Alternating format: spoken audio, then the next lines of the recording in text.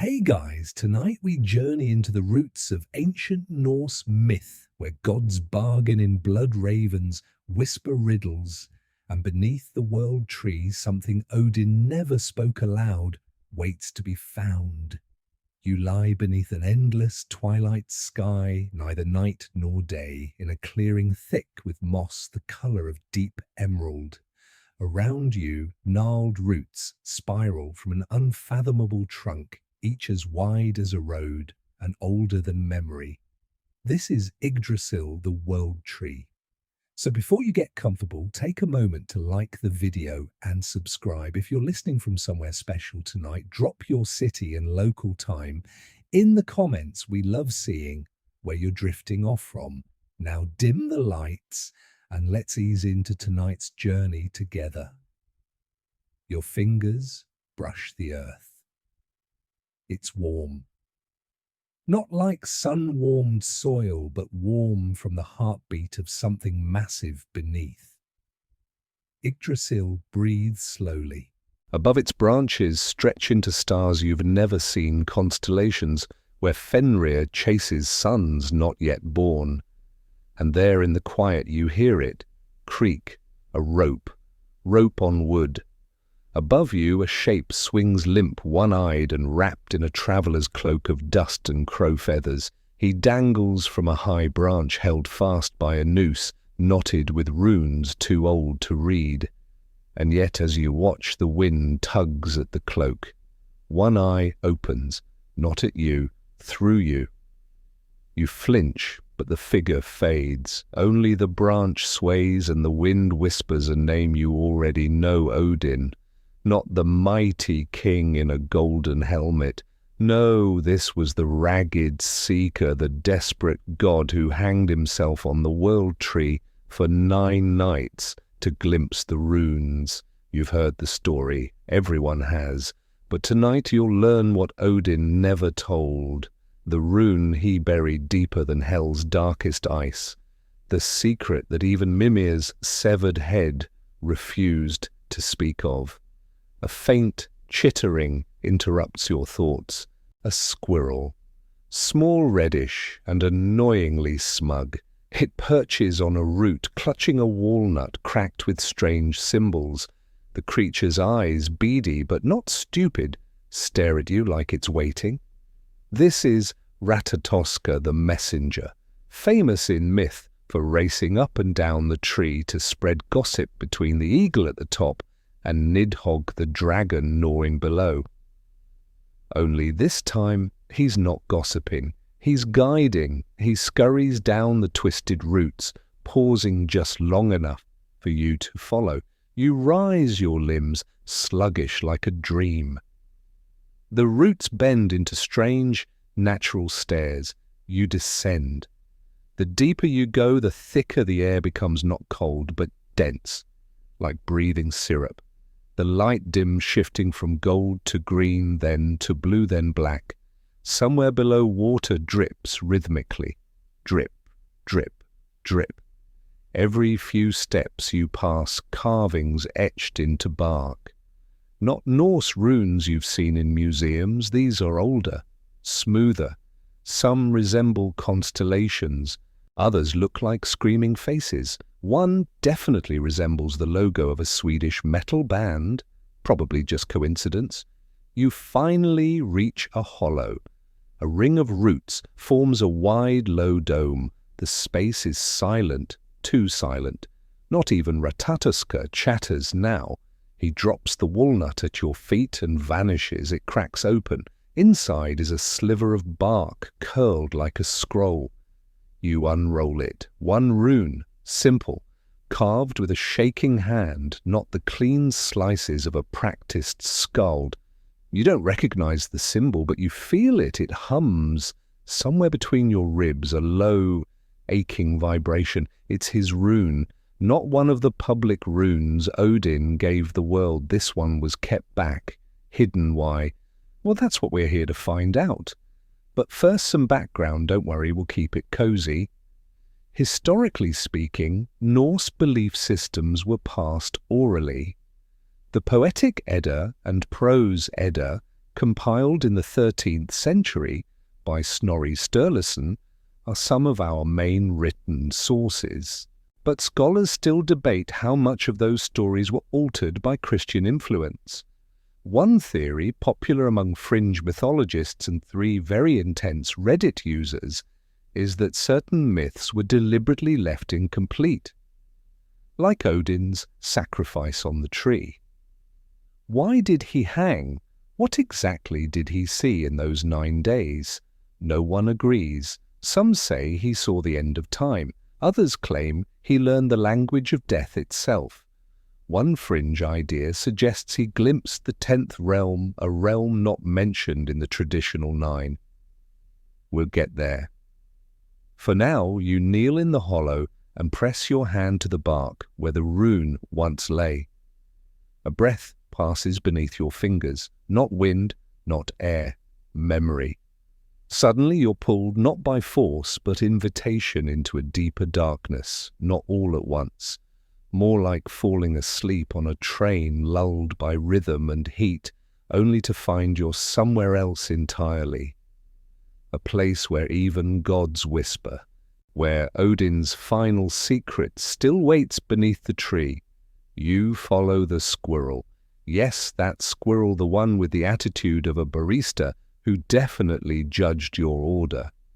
Ratatoska zips ahead, tail flicking like punctuation, zigzagging along the route path as if late for a divine appointment.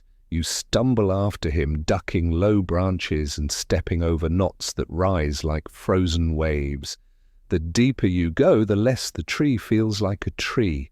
The roots here are cathedral-wide curved and spiraled like the bones of some ancient leviathan.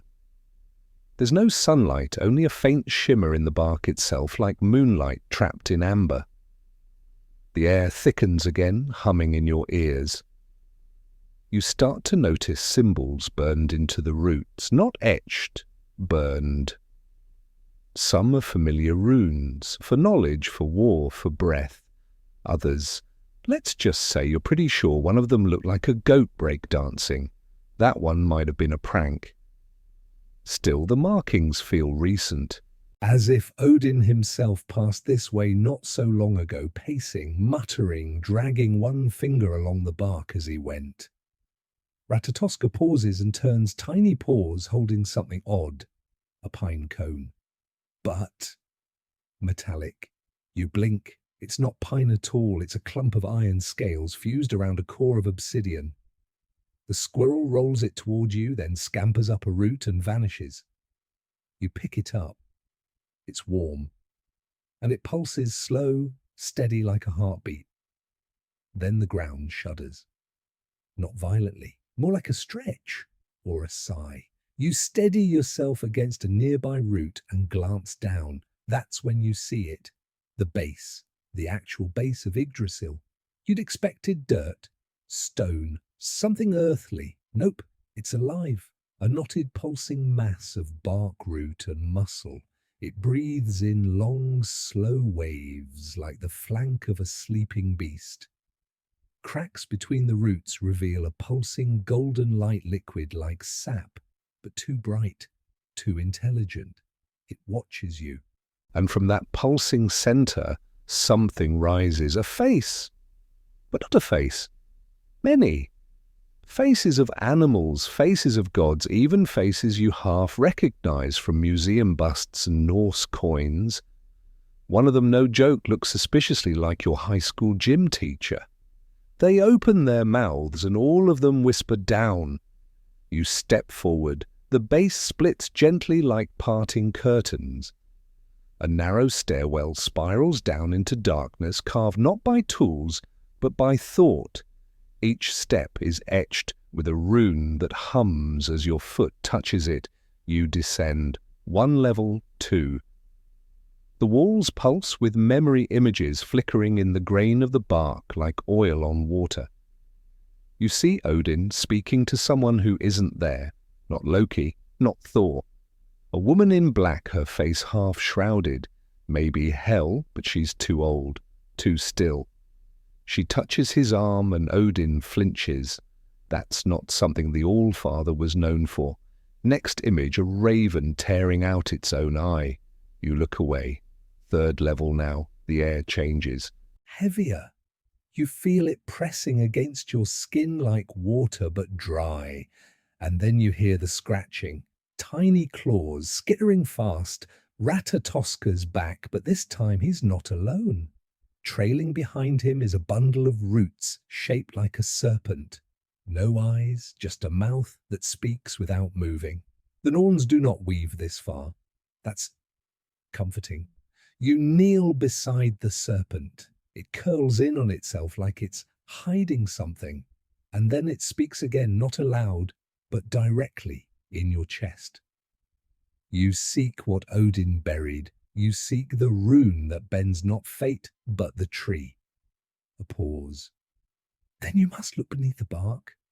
Your fingers tremble. You reach forward and touch the tree wall. It's smooth, almost soft, like silk-covered stone. You press. It opens. Behind the bark is not wood, it's stars. Whole galaxies swirling in slow motion. Nebulae. Moons without names. Realms no saga ever bothered to list. This is the space between the 9 realms. The marrow of Yggdrasil. And here, dangling in the void, is a single rune. It floats before you carved, not in stone or ink, but in possibility.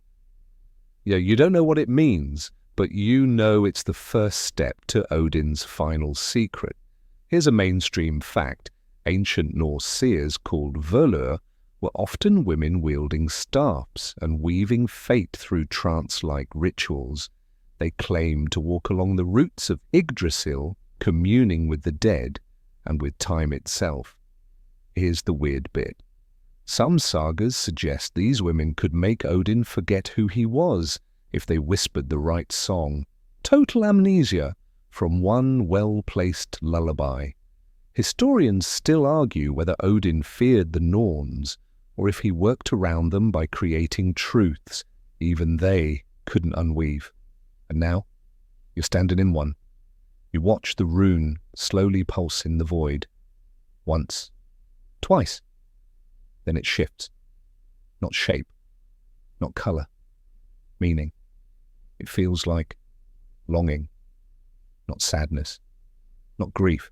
But that haunting ache that comes when you almost remember something. When a name sits just out of reach, you reach for the rune, but it vanishes, and suddenly you're back. Standing at the base of the tree, Ratatoska perches beside you again, licking one paw with the supreme indifference of a creature who just showed you cosmic memory soup and now wants a snack. He chitters once, then bolts toward a new tunnel between 2 massive roots. And just like that, your next step waits. You follow Ratatoska into a low tunnel carved between the thick, coiling roots of Yggdrasil. The ceiling brushes your shoulders, forcing you to crouch. The squirrel flicks his tail impatiently, casting glances back like he's late for a brunch you never agreed to. As you crawl forward, the ground changes beneath your hands, no longer wood or soil, but something smoother, almost glassy. You pause, it's translucent. Below it, you glimpse something extraordinary. 9 spheres turning slowly like gears in an ancient clock. Each one glows with its own faint light. Some shimmer gold, others burn red or swirl with mist. These aren't just lights. These are the 9 realms, the great worlds of Norse mythology. You recognize Midgard cradled in a ring of ocean. There's Jotunheim, mountainous and grim, crawling with frost. Asgard gleams like a flickering flame, though some towers already look cracked, worn. You squint at Niflheim, it pulses with a cold, deathly light, and you swear something in there is watching you back. The realms turn, slowly, inevitably. There's a rhythm to their movement, and the sound, the low, groaning thrum of roots stretched taut across space, vibrates in your ribs. Then Something odd happens. They wobble, just slightly, a fraction of a shift, but it's enough. One realm, the smallest, hidden behind Svartalfheim, flickers. You lean closer. And just as you think, wait, that's not on the map, the tunnel tilts. Suddenly you're sliding, bumping down a curved route like a marble in a maze. You land in a circular chamber, a sort of route observatory. In the center is a stone basin filled with dark liquid. Above it, the image of the realms continues to turn in the air like a mobile from a cosmic nursery. You crawl toward the basin and peer in. The liquid shimmers and then memory. Yours maybe, Odin's possibly. The basin doesn't distinguish. You see Odin carving the runes, not on stone, on himself, into his own skin during those 9 nights on the tree. Each slice forms a symbol, and each symbol draws blood, not red, but golden, sap-like. When the final rune is carved, something changes. He doesn't scream, he laughs. That's deeply unsettling. See, then he whispers something to the basin, just one word. You can't hear it. But the bowl remembers the vibration. The water quivers in that same frequency. You place a hand in it. Suddenly the realm map above you shudders. The spheres rearrange. Midgard tilts slightly downward. Muspelheim brightens. Hell begins to darken further. Then something breaks loose. A 10th orb, small flickering, and clearly not part of the normal 9 slides into view. It's dusky, half-formed like a dream trying to wake up. It doesn't rotate, it just hovers. Watching, you feel your stomach flip. That is not supposed to exist. But here it is, and Odin made sure you saw it. Here's your historical fact. In the Norse cosmology, the 9 realms were believed to exist simultaneously across different branches of Yggdrasil. Though not dimensions in the sci-fi sense, they were described as coexistent and interwoven, navigable by magic, death, or disaster. But fringe scholars have long whispered about a 10th realm, never named, never mapped, but hinted at in weird footnotes and marginal runes. Some think it was where Odin went to hide knowledge even from himself. Historians still argue whether this 10th realm was meant to be a metaphor, like the inner mind, or whether it was a deliberate deletion from the canon to keep it sacred. You stare into the basin. The orb glows slightly brighter, as if it knows it's being watched. Then something behind you growls. You turn slowly. At the chamber's edge, a thin black root splits open, and from it slithers a long, narrow creature with a mouth like a smile made of splinters. Its eyes are hollow. It doesn't speak. It just moves closer. You stand and raise your hands, not to fight, but to gesture peace. Yeah, like that's going to work. The thing pauses, it sniffs you. Then it says, raspy, amused, "You're not him." You nod. "Good," it croaks. "He lied to me." That tracks. Odin wasn't exactly known for truth-telling. Between shape-shifting, curse-dealing, and casually adopting wolves, the guy made Greek tricksters look like accountants. "He showed me the realms," it whispers, slithering toward the basin. "Taught me the turning paths, but he hid the crack." You glance at the hovering 10th orb. He cracked the tree from inside. The creature pauses again. "Find the crack. That's where the secret bleeds." Then it vanishes, dissolving into the bark like smoke into wood. Ratatoska reappears, clearly unimpressed by your near-death encounter. He chitters at you as if to say, "You good cool, let's move." You follow him through a new tunnel, this one wider lined with small carvings that seem to glow as you pass. And as you walk, the images replay in your head, the 10 realms. Odin's laughter, the unknown word whispered to water, and the crack in the tree. Somewhere in its vast root system is a fracture, and through it, Odin's final secret bleeds into the worlds unseen, unspoken, and waiting for someone not him to find it. Guess who that someone is? You keep moving. The tunnel narrows again, then swells into a chamber so vast it could be a hollowed-out mountain, only the walls are not stone.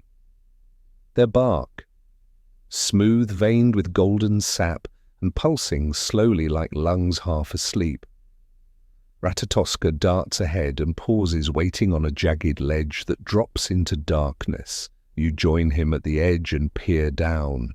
It isn't just shadow, it's space, not starry sky, but a swirling ink of worlds remembered, forgotten, and half-invented. And rising from that abyss is a column of roots, braided like a rope wrapping around a battered stone pedestal. A single object rests there, glowing softly, a drinking horn. It's ancient, cracked, its rim chipped and stained, yet it radiates the kind of reverence you'd expect from something locked in a museum vault behind 6 layers of laser defense and 1 really bored guard. The mead of memory, or what's left of it. You've heard of it before. In Norse myth, the mead was brewed from the blood of the wise god Kvasir and gave drinkers the power of poetry, prophecy, and madness. Odin stole it, of course he did, from the giants. He transformed into an eagle, spilled some, drank the rest, and gifted it to poets, the usual weekday for him. But here it sits, not in Asgard, not in a saga, but in the belly of Yggdrasil, as if waiting for someone else to finish the cup. You climb down carefully. The bark stairs groan beneath your weight, but hold. As you approach, the horn glows brighter. You hesitate then, because apparently you're now in the business of sipping ancient liquors in magical root cathedrals. You lift the horn. It smells like honey smoke, and oddly, like snow. Not snow itself, but that crisp smell before it falls. You drink, and the world disappears. You're not falling, you're floating, surrounded by swirling ribbons of memory, thin as mist and just as slippery. They wrap around you, whispering stories. You see Odin young, bare-chested eyes wild with hunger, not for power but for understanding. He stands before the giantess Gunnlod asking for a taste of the mead, but it's not seduction, it's bargaining. He offers her 3 nights. She agrees, but he stays for 4. And on the 4th he asks her a question. What did your father bury beneath the root? Her eyes widen. She doesn't speak, but she writes something quickly on his chest, a symbol that burns through his skin and disappears. You shift again. New memory. Odin eagle-shaped escaping with the mead, but it's not smooth. The giants chase him through a realm that looks like Niflheim, but smells like Muspelheim. That shouldn't even be possible.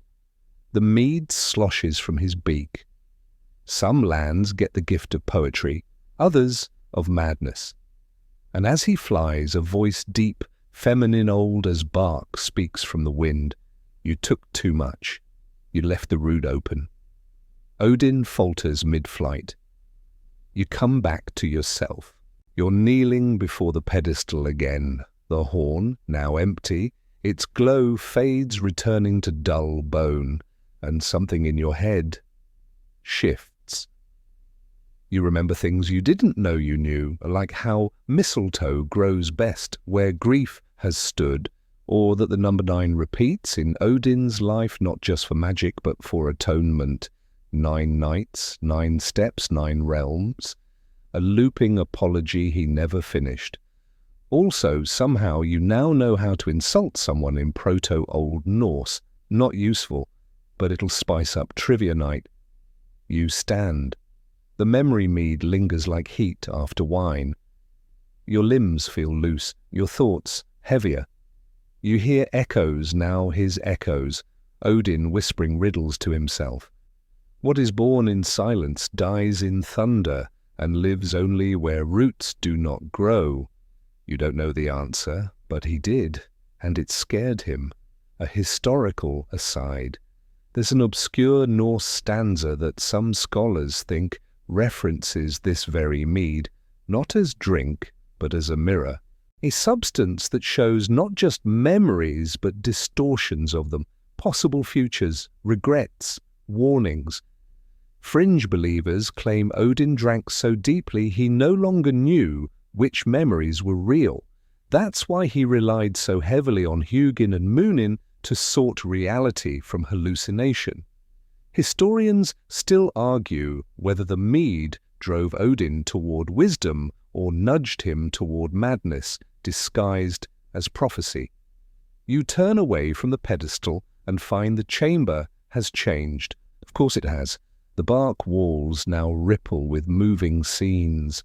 Odin in disguise walking among mortals, wearing a grey cloak and wide-brimmed hat, asking strange questions in taverns, starting wars with riddles, rewarding shepherds with gold coins that vanish by morning, but always watching the horizon, as if waiting for something he hoped never came.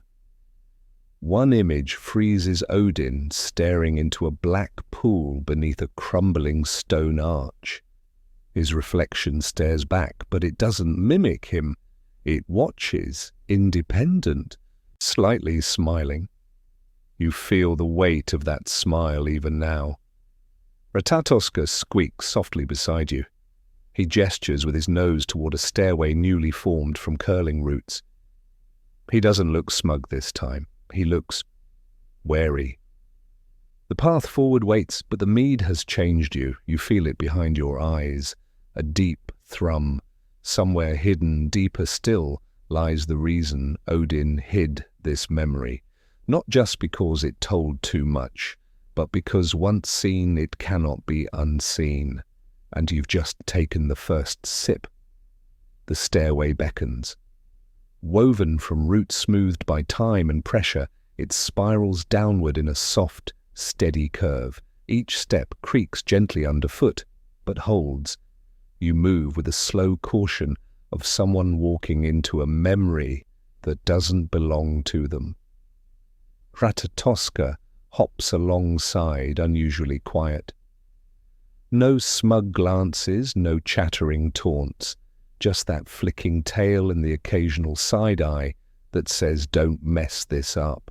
The light shifts as you descend, turning pale blue like moonlight underwater. The walls close in, not in a claustrophobic way, but intimate, like being wrapped in a story someone once whispered and then tried very hard to forget. At the bottom of the spiral is a flat platform of blackened wood. It smells faintly of ash and iron. In the center of the room sits a head, not just any head, Mimir's. Yes, that Mimir, the wisest being in all the realms, decapitated by the Vanir during the war with the Aesir, then kept alive by Odin through spells and sacred herbs. And here it is now, sitting neatly on a pedestal of bone and silver eyes, closed mouth, slightly open as if halfway through a riddle. You pause, expecting a cryptic message, maybe even a scolding. Nothing.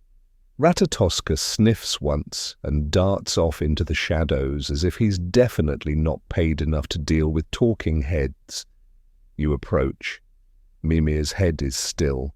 No breath, no twitch, but the space around it feels thick with awareness, as if the silence is waiting for you to say something first. So you speak. Just one word, why the eyes open, slowly, pale glowing, unblinking. The mouth does not move, but a voice floods the space like mist, curling beneath a door. "He came here last, just before he vanished." You swallow. "Odin, of course Odin. Who else brings riddles in blood and expects answers in whispers? You step closer. He asked you something. He demanded something." The voice sharpens, but only slightly, like an old man swatting at a persistent mosquito. He wanted to know if the end could be undone, if fate could be negotiated. And he offered an eye for the truth, but he already knew it. You frown. Then why come? Because he thought I would lie. That I'd tell him something different, something softer. Mimir sighs. Or you imagine he does. The air ripples faintly. But I gave him what he deserved. And he took it, and he screamed, and he cut something from himself that he never got back. The room dims slightly. He left that piece here. With creaking effort, Mimir's eyes roll toward a knot in the floor. You kneel and press your palm to it, a flash of sensation like stepping through ice. And then you see Odin kneeling exactly where you are. His hair-tangled cloak, torn blood on his lips. He's shaking. He places something on the ground, a rune carved in bone, humming with restrained power. Then he whispers, "Let it be forgotten," and vanishes. The vision ends. You look around. Mimir watches you silently. You speak again. Why did he want it forgotten? Because knowing it would split him. And if he split, the tree would split. And then everything else would follow. Mimir closes his eyes again. And still here you are. The bone rune rises from a knot like a tooth being pulled from flesh. You pick it up. It's cold, cold like space, cold like absence. And it doesn't hum, it aches. You slip it into your pocket, a historical tidbit. The tale of Mimir's head appears in both the poetic and prose Eddas, but with frustrating gaps. Scholars believe the details were lost or censored due to their unsettling implications about Odin's desperation and the price of wisdom. One fragment suggests that Odin visited Mimir after death, seeking not prophecy, but release, as in a way to stop knowing, which is wild considering he sacrificed so much to know in the first place. Historians still argue whether Odin ever actually got an answer from Mimir, or if the whole thing was a metaphor for knowledge reaching its limit and turning on its seeker. You step back. The air feels heavier now, like Mimir's gaze hasn't fully left your skin. The doorway forward peels open without sound, revealing a narrow tunnel lit by bioluminescent moss. Ratatoska reappears from a side crevice, carrying a tiny pine cone, like it's a stress toy. He squeaks once and leads the way. As you follow, you run your fingers over the bone rune in your pocket. You still don't know what it means. But you know this Odin gave up part of himself to bury it. Not in hell, not in Valhalla, but here beneath the tree, beneath the roots of knowledge itself, which means it wasn't just a secret. It was a danger. And now it's yours. The tunnel ahead is different. It doesn't spiral or slope. It drifts slightly curved as if you're walking along the inside of some great ring, or worse, a thought that never ends. The air is thinner here, drier. You taste dust, ancient and electric, like you've just bitten into the edge of a forgotten spell. Ratatoska has vanished again. Shocker. It's just you now and the sound of your footsteps on root-textured ground. The floor pulses beneath you, not with life, but with memory. You can feel it, coiled and twitching beneath the surface, like a dream someone tried to suppress. You pass a doorway that leads nowhere, literally just a floating frame in the air beyond which there's nothing. Not blackness, not mist, just nothing. Even sound disappears when you lean too close. You keep walking. Soon the tunnel opens into a broad alcove, smooth walls and a circular ceiling as if carved out by time itself. At the far end stands a mural scrawled in charcoal and dried sap. It depicts Odin, not as a warrior, not as a king, but small, hunched, alone, and before him, looming like a storm made of hunger, is something enormous, shadowy canine with eyes that burn like twin comets, Fenrir, the wolf of the end. You know the myth, everyone does, Loki's monstrous son destined to kill Odin during Ragnarok.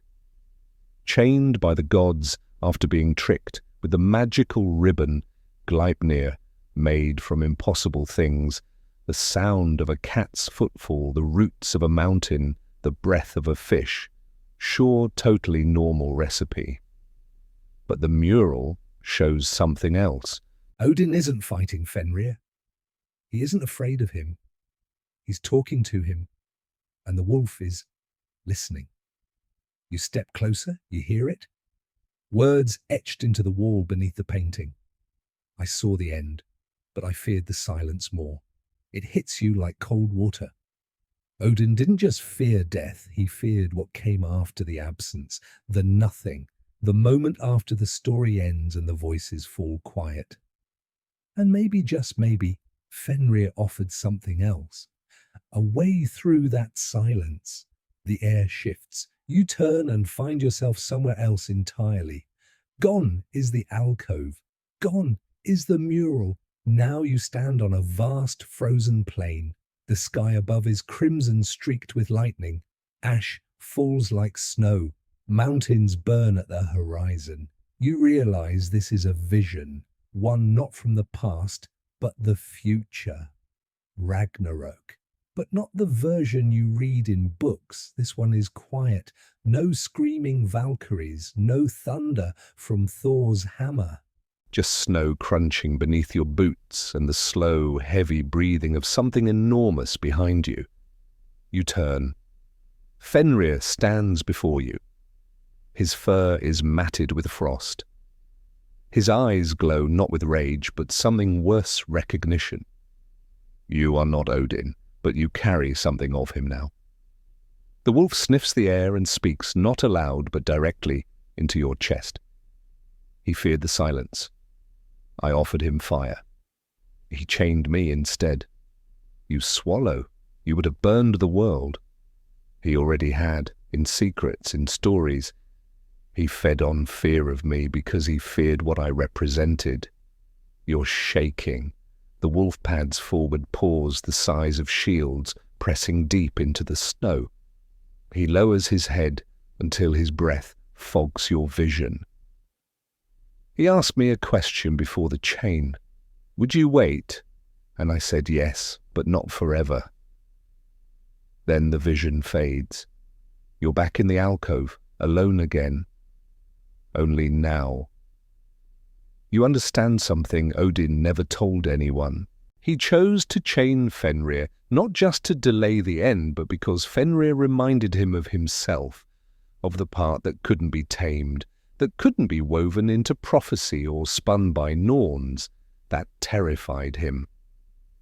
A historical fact here, in the Völuspá, one of the most famous poems in the poetic Edda, the seeress describes Ragnarok in vivid terms: fire wolves, serpent the world ending and reborn.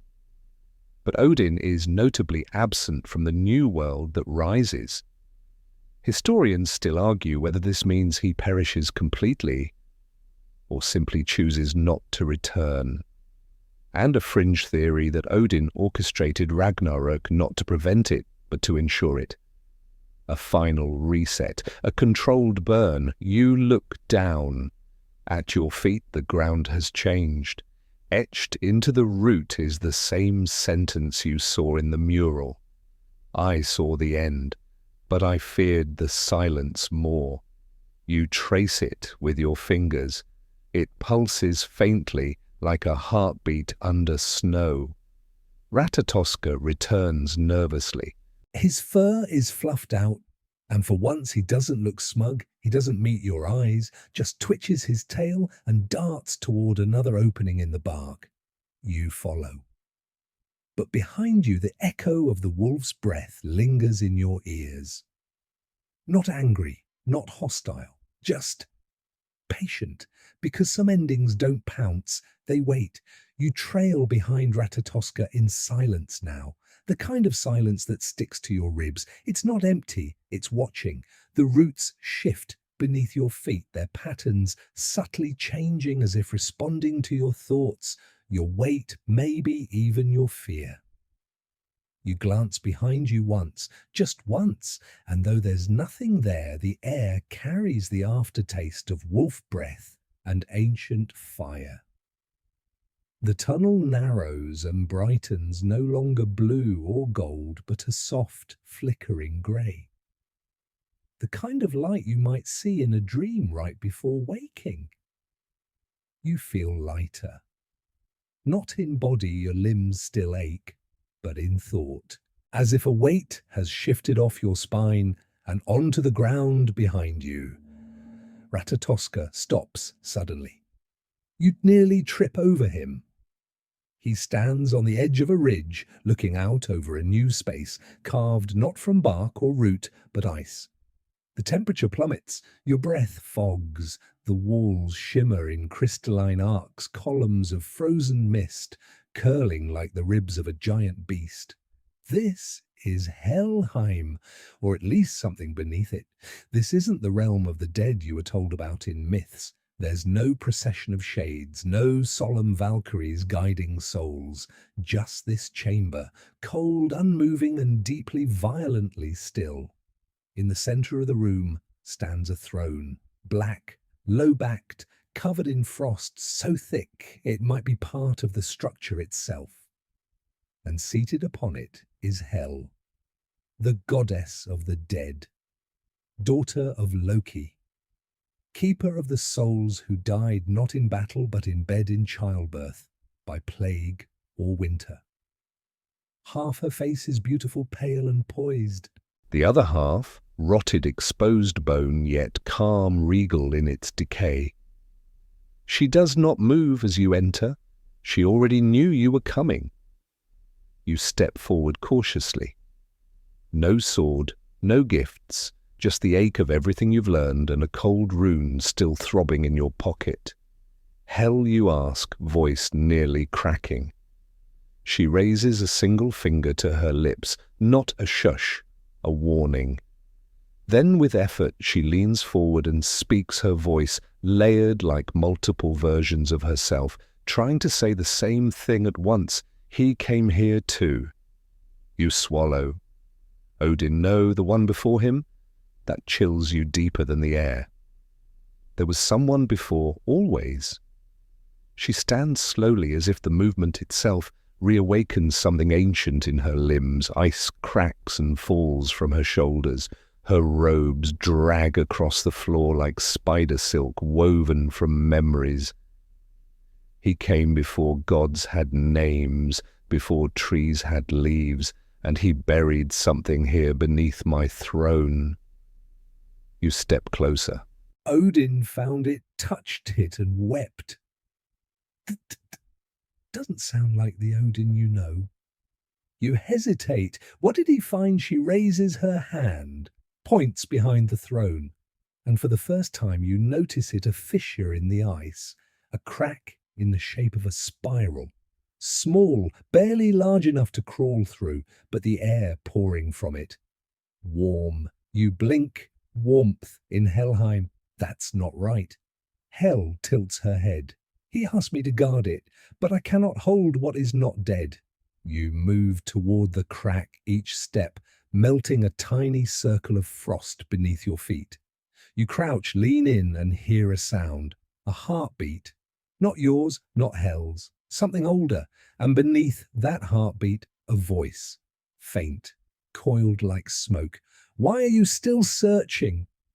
You lean closer, and suddenly you see Odin, kneeling. His cloak is soaked, his hands bleed.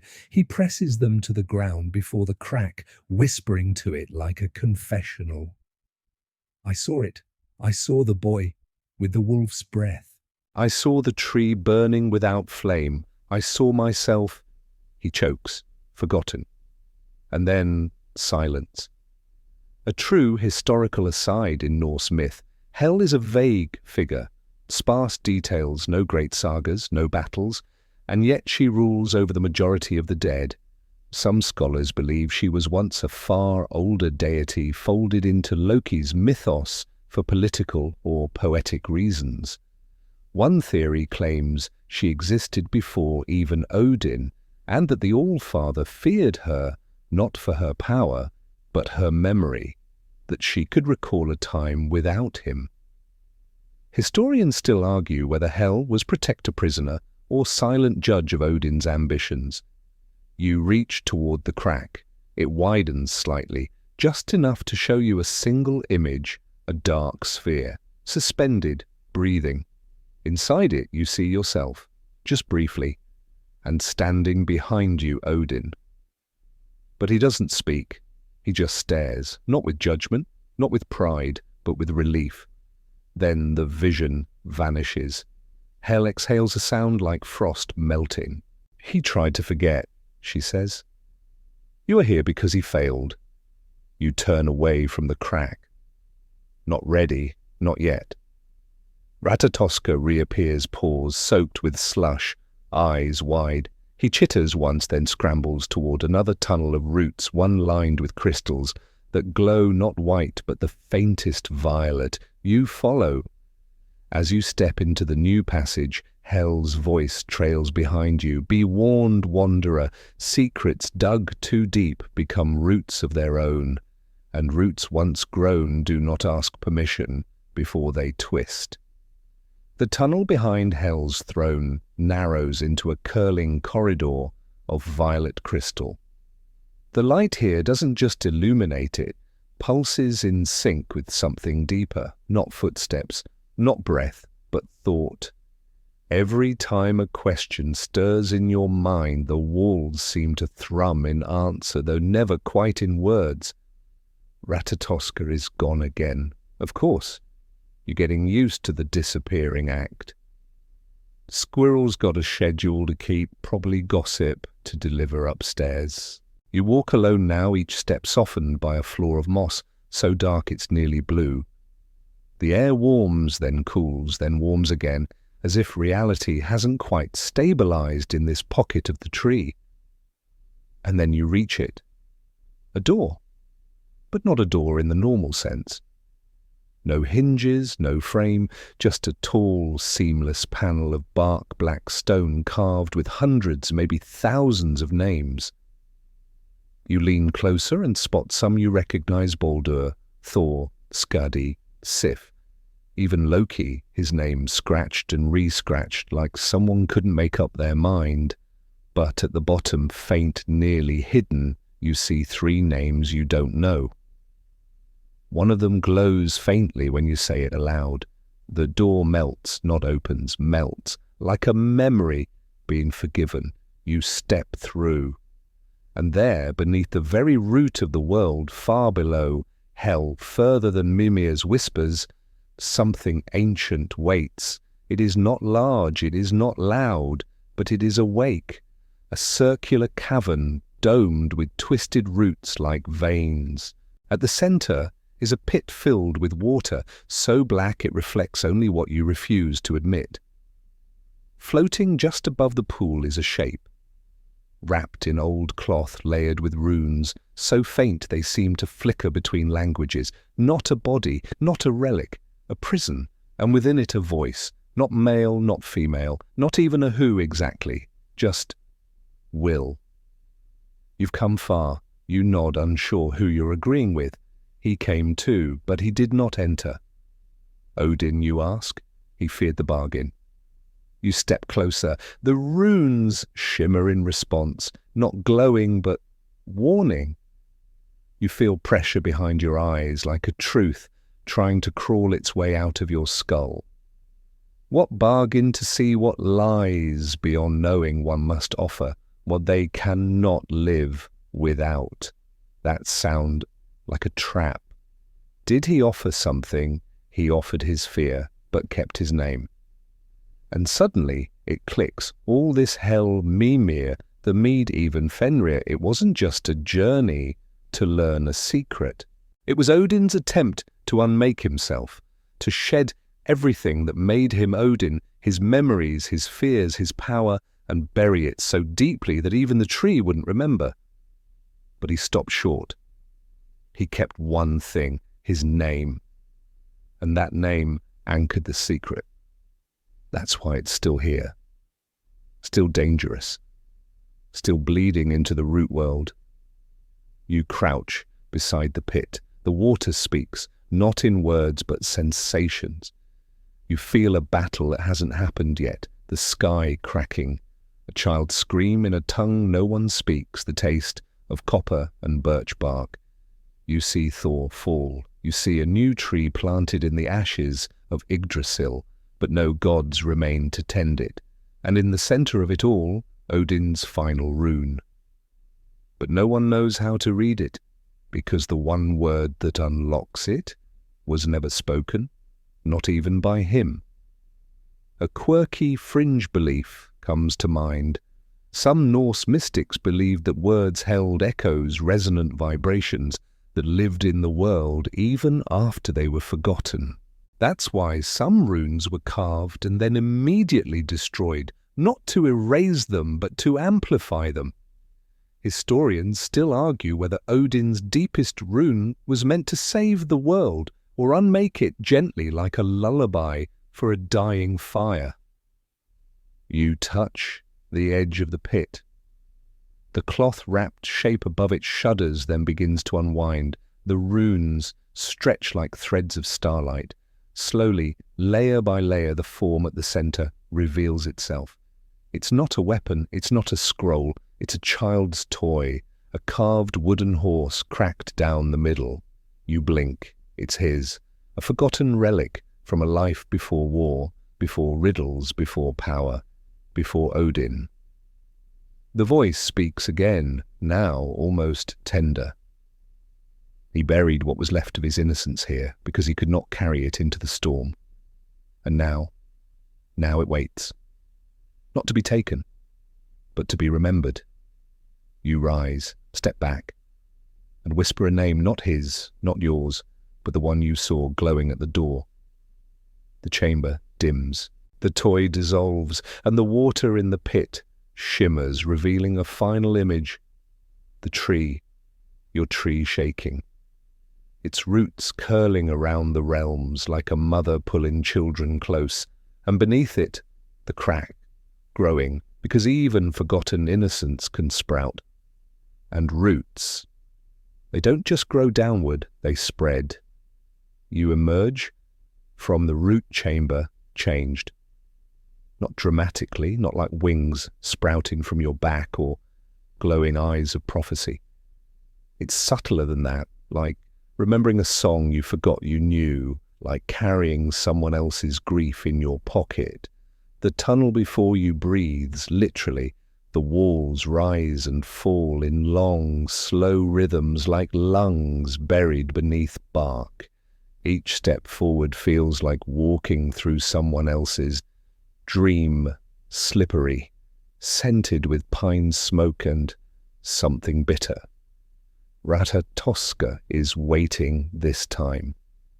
Perched atop a squat boulder, munching on what appears to be a mushroom cap, shaped like a frown. He chucks it over his shoulder and scampers ahead, leading you into a darker, narrower root path. Here the light comes from within the roots themselves, thin veins of amber pulse softly underfoot, as if guiding you somewhere even they aren't totally sure about. You don't have to walk far. The tunnel opens suddenly into a space that hums with tension. It's not a room, not quite. It's a workshop. Carved directly into the roots, its walls are scorched and blackened, pocked with ancient tool marks. The smell of ash sweat and forged metal still clings in the air long after the fires have gone cold. Hanging on iron hooks are tools, not weapons, not for battle, but for crafting. Hammers shaped like the wings of ravens. Tongs so fine they could pluck stars from a flame. Scraps of gold rune inscribed and melted into twisted, forgotten symbols. This is where the sons of Ivaldi once worked. The dwarves. You've heard of them in the story's mastersmiths who created the greatest treasures of the gods: Thor's hammer, Mjolnir, Freyr's ship, Skidbladnir, Odin's spear, Gungnir. Mythical Etsy-level overachievers. But the workshop doesn't feel like a place of triumph. It feels like a crime scene. At the center of the room is a slab of obsidian carved with runes, deep, frantic, almost scratched in. Something was made here that shouldn't have been. You run your fingers over the runes and feel heat not from the stone, but from memory. And then you see it, a vision as crisp and uncomfortable as a bad dream Odin younger again, in this very space. Eyes, bright beard streaked with soot. He paces like a man possessed, throwing runes across the floor, demanding something impossible. The dwarves watch him silently, skeptical, pale, exhausted. He slams a sack onto the slab. Inside, a heart, but not a human heart. It pulses purple-black each beat, releasing a shiver of unspoken names. He wants it forged, not into a weapon, but into a glove, a gauntlet meant to channel thought into fate, to write the future, not just read it. The dwarves argue, loudly. One throws down his tools, another begins crafting anyway, shaking, muttering about curses that twist the forge. You blink, the vision is gone, but your hand now rests on the corner of a half-finished glove, fused into the slab like it melted and turned to stone. You understand now, Odin wasn't satisfied with runes, with prophecy, with whispers in water. He wanted to shape what would come, not react, control. A mainstream historical note. In Norse mythology, dwarves are credited with crafting magical items of immense power, but rarely is it mentioned what they lost in return. Some fragments hint at curses tied to their creations, especially when gods demanded things they had no right to wield.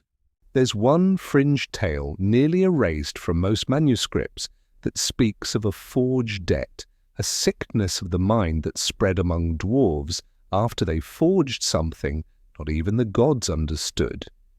Historians still argue whether this item was myth or metaphor, or if Odin's request was simply too costly to finish.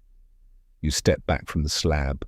The air feels heavier now, warped, as if the room itself resents being remembered.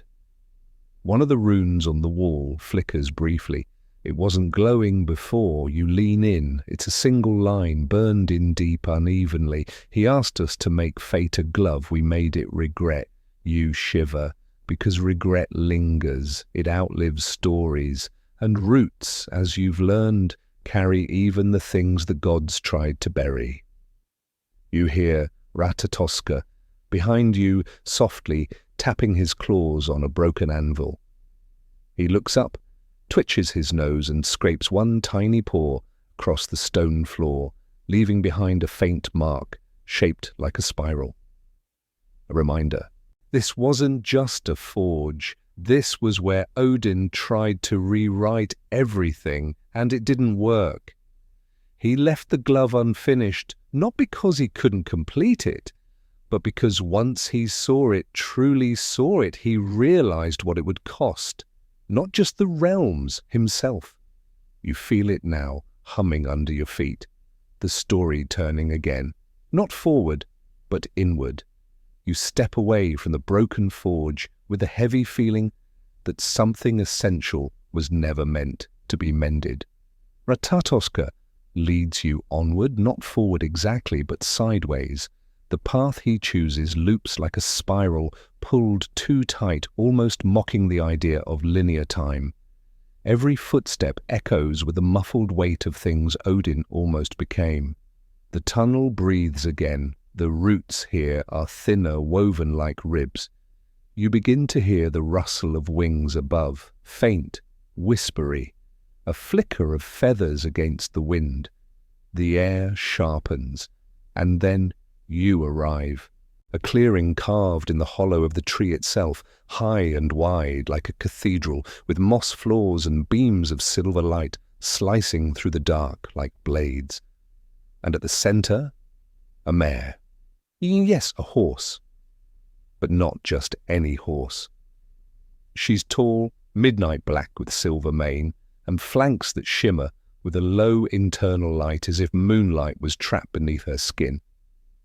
And standing beside her saddle, empty rein slack, is Loki. He's not smirking. That's your first warning. This isn't a tale you've heard before. No gleeful chaos, no mischievous grin. His face is solemn, even weary. He strokes the mare's side with a tenderness you didn't think him capable of. You try to speak, but the world holds its breath. You watch instead. He whispers something in the mare's ear. She turns toward him, eyes large, glowing faintly violet. There's fear there, but also trust. Then without hesitation he runs, not away from her, toward her. And the world goes still. You look away. You have to, because you know what's coming. Sleipnir. The 8-legged horse, Odin, rides across the 9 realms. The fastest, the strongest, the only steed fit for the Allfather. And in the myths, he's Loki's child. Born from a bargain gone sideways, from Loki shape-shifting into a mare and seducing the giant stallion Svadilfari to distract him from building a wall around Asgard. Ha, right, wrong. The truth, it wasn't a trick, it was a sacrifice. You turn back to the clearing and Loki is gone. Only the mare remains lying on her side, breathing hard, steam rising from her body.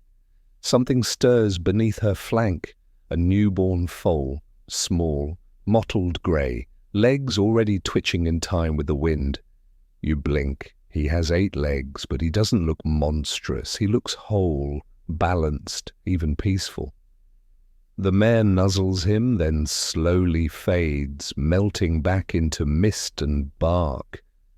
And then Sleipnir stands alone, not as a beast of burden, but as a bridge, a rune-carved thread between the known and the unknown. The traveller between realms. The whisper in Odin's ear before every decision.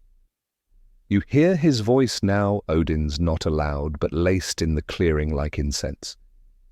He rides ahead of me, carries what I cannot speak, knows where I dare not look. A mainstream detail here, in the prose. Edda Sleipnir is described as the best of all horses, able to traverse air and sea, living and dead. But no saga truly explains why he exists. Only that Odin rides him, always. Here's the quirky bit. A few old rune stones depict Sleipnir not with 8 visible legs, but with blurred limbs as if he's stepping across time itself, a kind of movement that doesn't follow the usual rules. And yes, historians still argue whether the myth of Loki birthing Sleipnir was a metaphor for magical transformation, a shaming tale turned heroic, or something else entirely, a story so sacred it was recast as absurdity to hide its power. You crouch beside the foal. He watches you not like a horse, but like a memory choosing whether to trust you. You reach out, touch his shoulder. The world lurches. Suddenly you're galloping. Wind tears across your skin trees, blur to shadows. Stars streak like thrown knives. Sleipnir runs without ground beneath his hooves. You're not riding him. You're inside him. Seeing what he sees, he runs through realms, through Muspelheim, where flame sings hymns older than words, through Alfheim, where the air is stitched with light and regret, through Jotunheim, where giants dream slowly under layers of mountain and ice, and finally, through a forest with no name, where the trees speak in the voices of those who were never born. There, Sleipnir stops.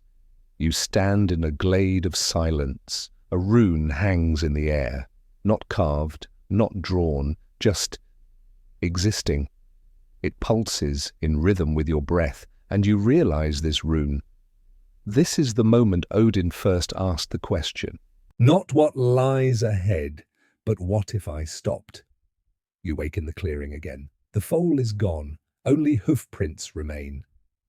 8-legged, spiraled in a shape you recognize from the forge, from the crack beneath Hel, from the basin in Mimir's hall. The same shape again and again, the shape of a choice. And you understand now, Sleipnir wasn't Loki's prank. He was Odin's compass, built from love surrender and a truth too heavy to say aloud. You stand and continue, not because you know where you're going, but because he never did either.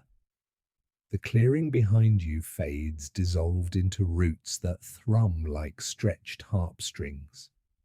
The path forward glows faintly beneath your feet, a narrow trail of bark veins lit from within. You're not walking anymore. You're gliding, carried by something older than motion, older than intention. And then you feel it. Wind, actual wind, cold and biting with the tang of salt and stars. You emerge into a chamber without walls, high above the root line, where the edges of the world tree scrape against the void. Here the bark is thin, almost translucent.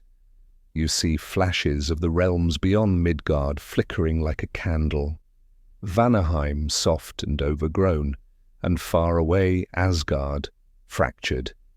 In the center of this skyborn chamber hangs a cloak, feathers, thousands of them layered so densely it looks like smoke frozen mid-flight. Freya's feather cloak, you've heard of it. A legendary artifact gifted or perhaps stolen from the Vanir goddess Freya.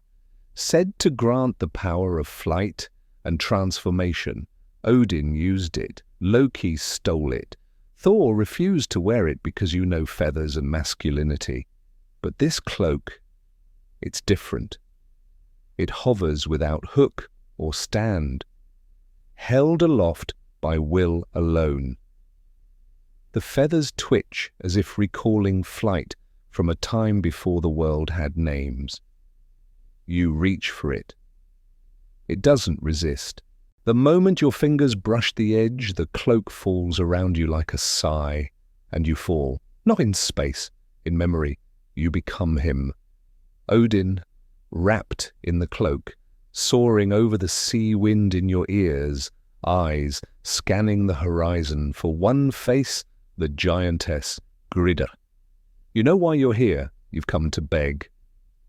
You land in a forest on the edge of Jotunheim where the trees lean away from you. She's waiting, tall, solemn eyes like uncut crystal, not angry, not pleased, just knowing. You wear a cloak again, she says. Borrowed, you reply. She narrows her eyes. Always borrowing, always taking, never mourning. You try to explain the runes, the threat, the child of Loki, the visions that gnawed at your dreams, but she just shakes her head. You came to me for help. You left with weapons. You said I could take them. I said you would take them. I never said you should. She turns away, voice softer now. You knew the price. He will find you anyway. You will become what you feared. Then she gives you the gauntlets. Not gifts, tools. Not forged, but grown from roots, soaked in old blood and newborn tears. You take them. You always take them. And when you leave, the cloak around your shoulders flutters once like wings about to break. The vision collapses. You're you again, back in the wind-laced chamber, the cloak gone. Only feathers remain scattered like fallen leaves. You kneel and see what she left you, a single feather still warm. Etched into it is a rune, not of war or fate, but of regret. Here's your mainstream history moment. Freya, the Vanir, goddess of love, war, and Seder Norse sorcery, was one of the few figures both feared and venerated by Odin. He learned magic from her, borrowed from her, and some say envied her. But not all the stories survived. A lesser-known stanza from the Lulled hints that Freya warned Odin about the debt paid in flight, a phrase scholars often dismiss as poetic filler. Fringe thinkers, though, believe this debt was literal, that the feather cloak carried memories with it bleeding into whoever wore it. Historians still argue whether Odin's mastery of runes came from knowledge or stolen echoes. You rise slowly. The feather in your hand turns brittle, then crumbles into ash. And from the ash, a new rune burns, a spiral, always the spiral, always the same mark. Ratatoska waits on a nearby branch tail, twitching. You don't move yet, because now you know something crucial. Odin didn't become wise because he sought truth. He became wise because he feared what would happen if he didn't. He borrowed from everyone, giants, seers, lovers, enemies, and each time he borrowed, something of him faded, until even his cloak carried the scent of someone else's sorrow. You follow the squirrel again, but this time you feel the wind trailing behind you, not lifting you, not pushing you, just watching, waiting for you to ask the question Odin never dared say aloud. What happens when you run out of things to take? The roots wind inward now, no more epic chambers or glowing skies, just tunnels barely wide enough for your shoulders lined with bark that creaks with every breath you take. It's like the tree is listening now, not curious, just concerned. Ratatoska is gone again, probably union break. You move slowly. This tunnel feels older than the rest. Not in age, but in emotion. Each step drags like grief, like the floor has been soaked in sorrow so long it clings to your bones. Then the light changes, not brighter, not darker, red, like dried blood seen through smoke. And in front of you, a grove. Not a grove of trees, a grove of spears. Tall wooden shafts buried in the ground like angry teeth, their tips bent, snapped or burned. Some are carved with runes, others simply left, forgotten in a language that no longer wants to be read. At the grove's centre stands a stone smooth as a river-worn skull. Carved into it a single crooked eye, and above it, etched deep into bark and stone, the memory you've been avoiding. The death of Balder. You know the story, right? Odin's son. Beautiful, kind, loved by all, dreamed of his own death. Frigg, Odin's wife, made every object in the world swear never to harm him, except for one, mistletoe. Too young, too harmless, too easily ignored. Loki made a dart from it, gave it to Baldur's blind brother Hod, guided his hand, and watched as Baldur fell. But here, the story feels different. You feel it in your chest before you understand it. This was not Loki's moment, this was Odin's. You step into the spear grove, the red light sharpens. Suddenly you're not alone. You're standing beside him. Odin, older, hollow-eyed, staring at the body of his son Baldur lying still pale, radiant even in death. He doesn't weep, he doesn't scream, he just bleeds. A line of red from his eye. He's crying blood, and you understand this is the one moment the Allfather could not manipulate, could not predict, could not bend to his riddles or wrap in prophecy. This was grief, raw, unfiltered, pointless.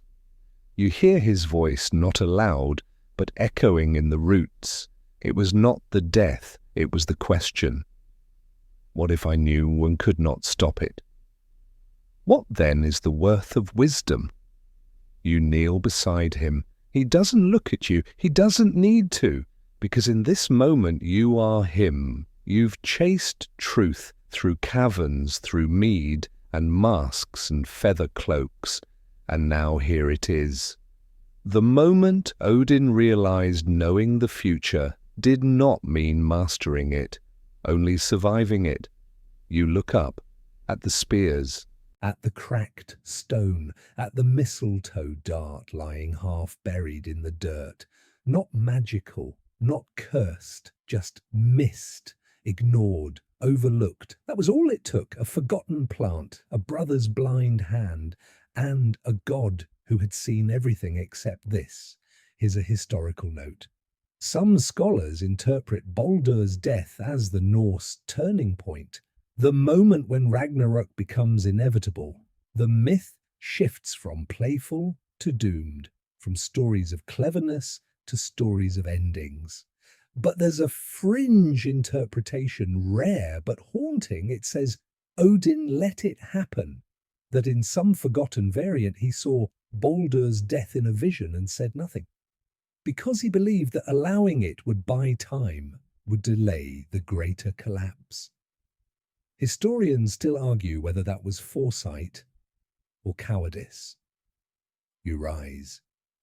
Your knees ache not from walking, but from remembering. And on the wind you hear a laugh, but not a cruel one, not Loki's, a softer one, your own. because you suddenly realize Odin didn't cry blood for Baldur.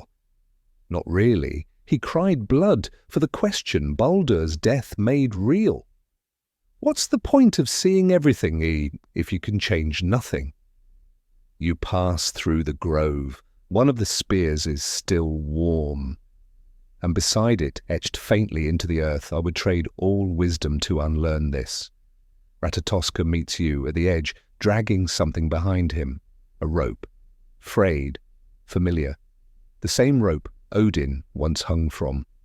You recognize the knots, the runes, the fear, but this one is shorter, just long enough for a wrist or a memory.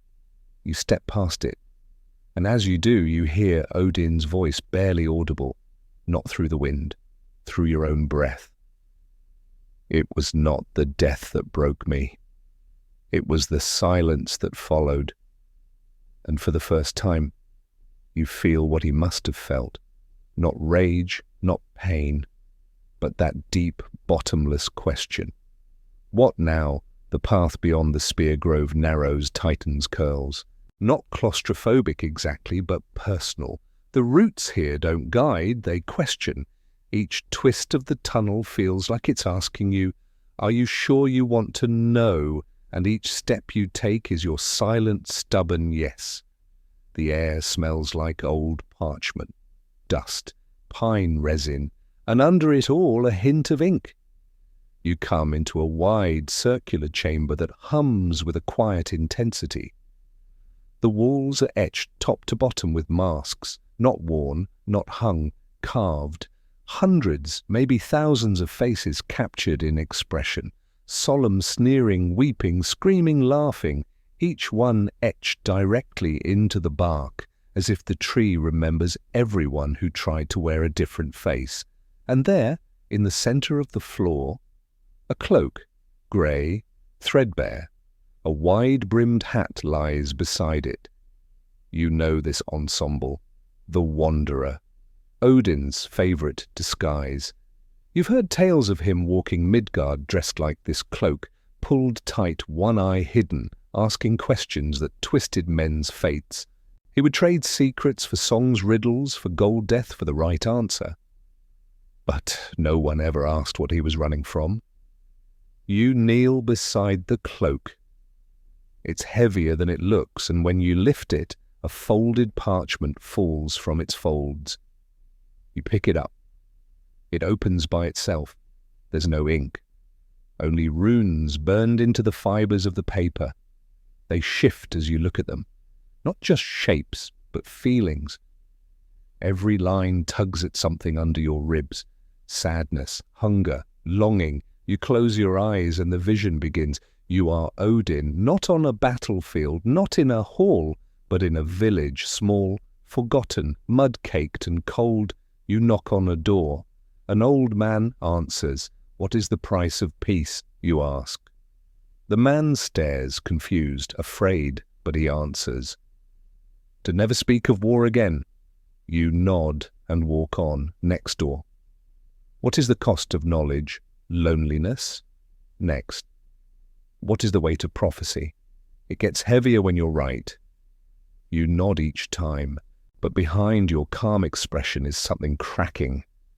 You are collecting these answers not for wisdom, but because you've forgotten your own.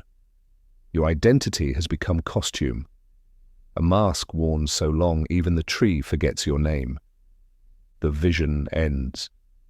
You're yourself again.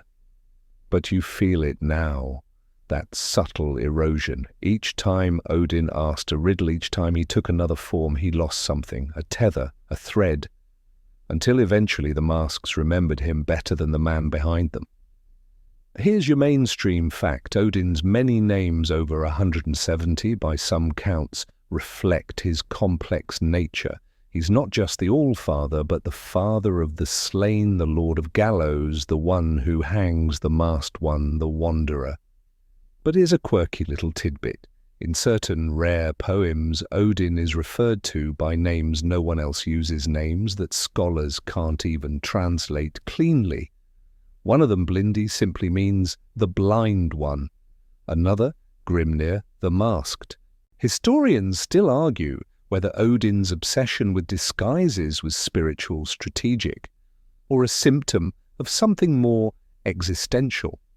Because if you wear too many names for too long, eventually your real one becomes a rumor. You walk around the chamber, now fingers brushing the carved masks. Some feel warm, some cold, some pulse faintly as if they once lived. One catches your eye, a woman's face, young, sad, smiling. You recognize her, not from myth, from earlier, from the dream in the mead, from the grove with the feather cloak. You trace the edge of her mouth, and a memory whispers, "He asked me what the world looked like without him. I told him kinder." You don't know if that's true, but you know it haunted him. You leave the cloak and hat behind, not as rejection, but because they're not yours. They never really were his either. You move toward the exit tunnel. Carved above it is a phrase so faint you almost miss it. The mask only works when you forget it's a mask. You step through, and behind you the chamber exhales. Softly, like someone slipping out of a role they've played too long. The next passage narrows to the width of your shoulders, the bark brushing softly against your arms as you walk. It's quieter now. No whispering runes, no bleeding roots. Just stillness. Until the floor begins to slope downward, and not gently. You place a hand to the wall for balance fingers, dragging through old scars in the wood gouges left by claws or blades, or maybe by fate itself, trying to escape. The air grows thicker again, filled with a sharp, coppery scent of tension. You descend into a hollow chamber, empty, at first. Then slowly your eyes adjust to the dim, silver glow, bleeding from a single point in the center of the floor. A shackle, big, heavy, forged from metal the color of regret, and still bolted into the root it was anchored to. The other end snapped. You walk around it, feel your throat tighten, because you know whose chain this was.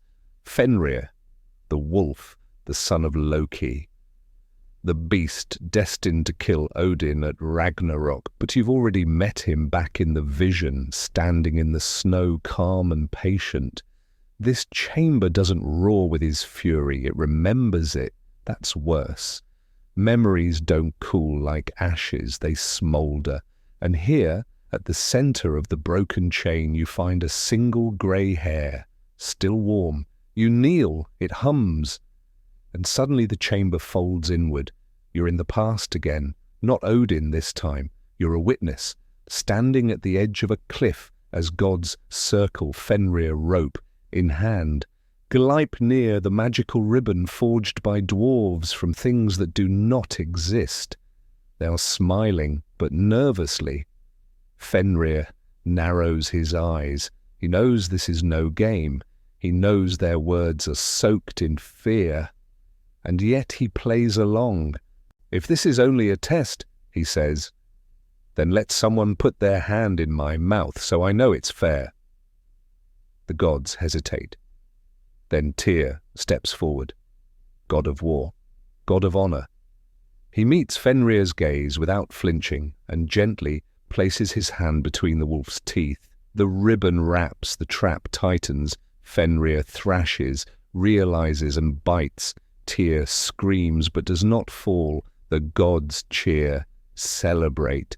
But Odin says nothing, because he was the one who promised the wolf freedom if the ribbon proved harmless, and broke it. The vision fades. You're back in the chamber, the chain still broken, the guilt still echoing, a mainstream historical fact. In the prose, Edda Fenrir's binding is one of the most emotionally charged moments. The god's fear, the wolf's trust, Tyr's sacrifice. It's the only moment where a god loses something permanent outside of battle. But here's a strange tidbit. Some carvings depict Fenrir willingly stepping into the trap, as if he wanted to be bound, as if he understood something Odin didn't. A fringe theory suggests that Fenrir represented not chaos, but the price of prophecy. That Odin feared Fenrir not because of what he would do, but because Fenrir's fate was honest. No riddles, no masks, just truth. Historians still argue whether Fenrir was meant to be a monster or a mirror. You sit beside the broken shackle now. It's cold, the kind of cold that doesn't numb. It clarifies. You run your fingers along the inner curve and find something carved there. Not runes this time, just words. Simple. He asked if I would wait. I did. You lean back against the root wall. Let that settle. You remember the look in Fenrir's eyes in the snow, how calm he was. Not raging, not snarling, just waiting. And now you know why, because Odin never came back. He broke the oath, let the fear win. And the wolf waited in silence so long he became prophecy. You stand, the chamber doesn't protest, but you feel it, a weight lifting that isn't yours. As if the story here has finally breathed out. Ratatoskr peeks in from the corridor. He's quiet now, respectful almost, like he knows this wasn't just another step in your journey. It was the page Odin kept ripping out of the saga. You follow him. But just before you leave, you glance back one last time at the broken shackle, at the hair on the floor. And you say softly, almost to yourself, I would have unchained you. And somewhere you swear you hear a single massive heartbeat, not angry, not wild, just tired. You walk in silence now, the kind that hums inside your bones, the kind that follows truth. No more voices echoing through the roots, no mead-induced visions, no riddles, just you. And Ratatoskr trotting quietly at your side, tail low, eyes darting, not in fear, but in something stranger, reverence maybe, or guilt. Ahead, the tunnel opens into a vast space, and this time there's no question about it. You've arrived where the bark remembers. It's not a room, it's a wound. A hollow in the base of the tree where the wood peels outward like cracked skin. The walls curve and shudder as if still breathing, as if they remember pain. And carved into every surface are symbols, not just runes, marks, gouges, fingerprints, tears, footprints burned into bark by gods with too much power and nowhere left to carry it. The air is warm, not comforting warm, heavy warm, like the breath of a dying fire. At the center of the chamber stands a totem made from twisted root and bone. On it are carved the 9 symbols of the realm spiraling inward like a whirlpool, and dead in the middle a 10th. Faint, crooked, uneven, the one Odin never named, the one he whispered into silence. You touch the totem, and the tree twitches. A pulse runs through the bark up into your arms, down into your chest. It's not magic, it's recognition. Suddenly the bark all around you begins to flicker, not like fire, but like memory called back into shape. You watch a scene unfold directly on the living wall, Odin older now, tired, thinner.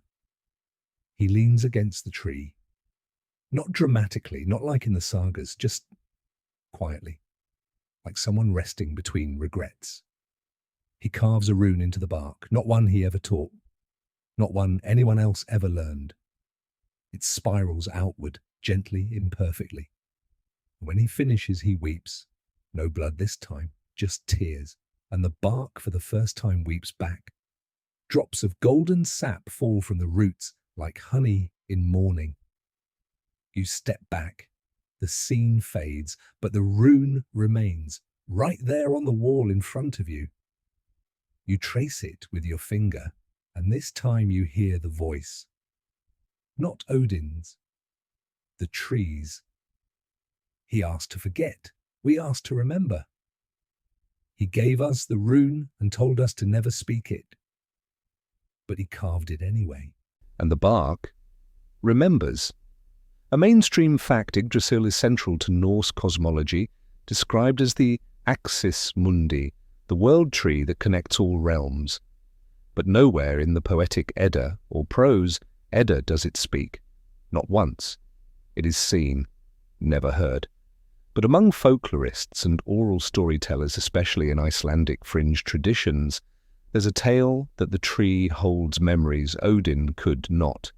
They call it the Bark of Silence, a place not listed on any map, a memory etched into wood instead of word.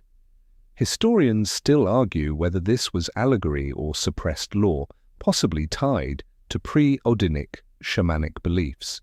You press your forehead against the bark, and a memory not yours, not Odin's, but shared, washes over you, a child running through snow, carrying a single feather, chased not by wolves or war, but by expectation. And when the child trips and falls and is caught in roots that rise like hands from the ground, the tree holds them, cradles them, and whispers, "You are not him yet." You open your eyes, step back from the bark, and realize something shocking. Odin didn't leave the rune to be discovered later. He left it for the tree, to remember him differently, not as the war god, not the wanderer, not the executioner of prophecy, but as the one who tried to stop it all, tried and failed, but still tried. You place your palm over the rune. It glows faintly. The tree responds, curling a thin root around your wrist, not tight, not possessive, just gently, like gratitude. And suddenly you understand this was Odin's last real act. Not hanging, not mead, not riddles or raven flights, but this, carving the truth into bark, so that even if gods forgot, the tree would remember, and one day someone would come, not to wield the secret, but to witness it. You. Ratatoska stands nearby, eyes soft. He bows his head once. You turn back to the spiral totem. The 10th rune glows now, not bright, just enough. And you whisper something you didn't know you knew. Not a word, a tone, a memory's shape. The bark breathes out, and the chamber dims again, leaving behind only the warmth of something that no longer wants to be hidden. You leave the chamber slowly, as if the tree itself is reluctant to let you go.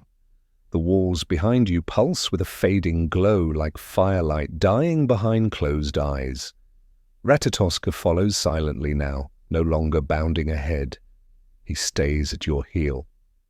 as if even he knows you've seen too much to be guided anymore.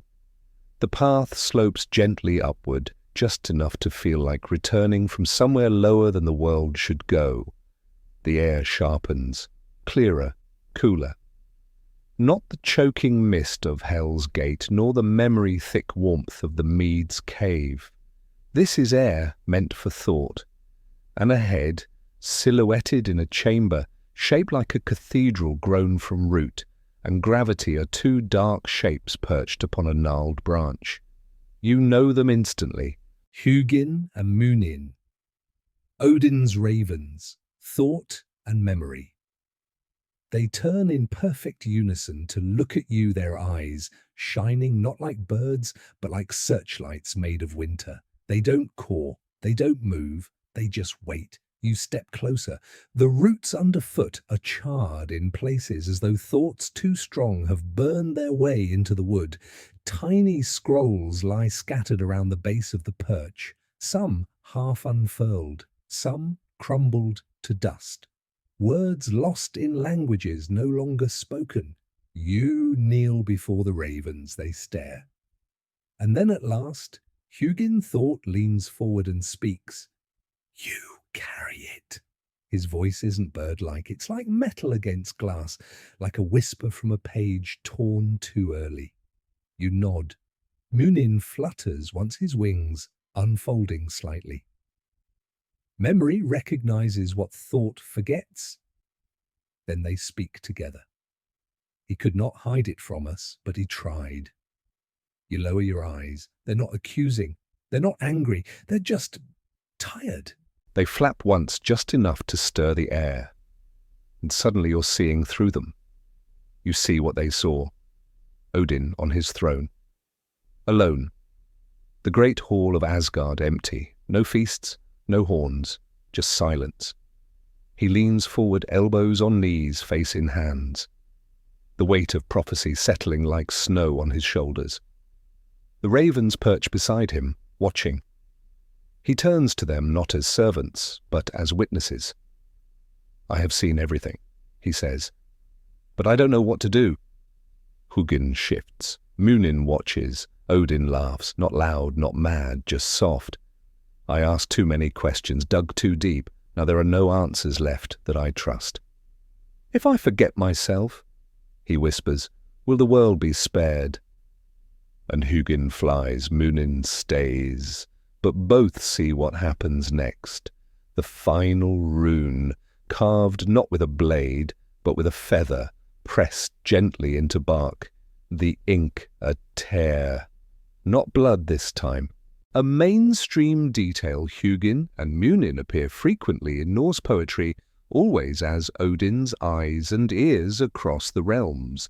But there's ambiguity about their independence. In some stories, they act autonomously, even watching him. In one obscure poem, Odin admits, I fear for Hugin that he may not return, but more I fear for Munin. Scholars have interpreted this as concern over losing thought and memory, but a fringe interpretation says Odin feared what they had seen. That their journey was never about reporting back, but recording what he wanted forgotten. Historians still argue whether the ravens were Odin's spies or his conscience. You open your hand now. The spiral rune pulses faintly in your palm.